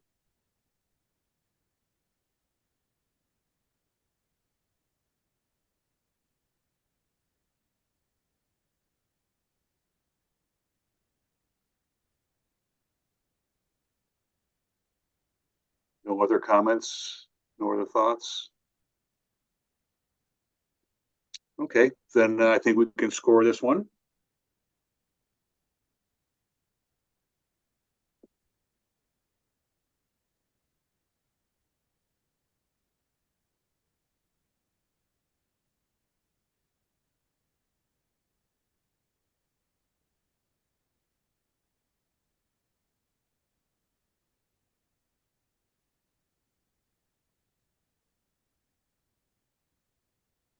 And I do appreciate that's a good comment about the detail in lessons learned. I think that's one that I think we should bookmark for best practice at the end of the conversation too, because I think across a couple different arenas that happens where we're making assumptions about what the panelists might glean from that, and more specific examples are usually helpful.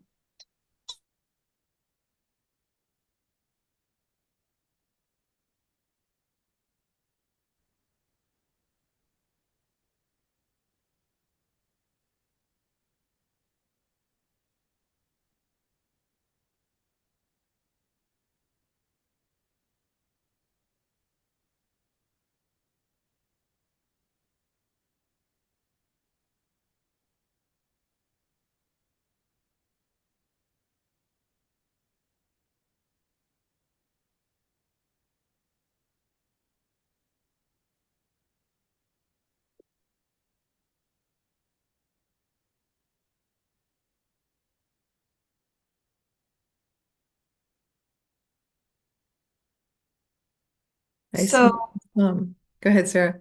yeah, so we're good to go from Dale on scoring. And so now we'll take lunch and we'll meet back here on Zoom at 12:39, 12:40.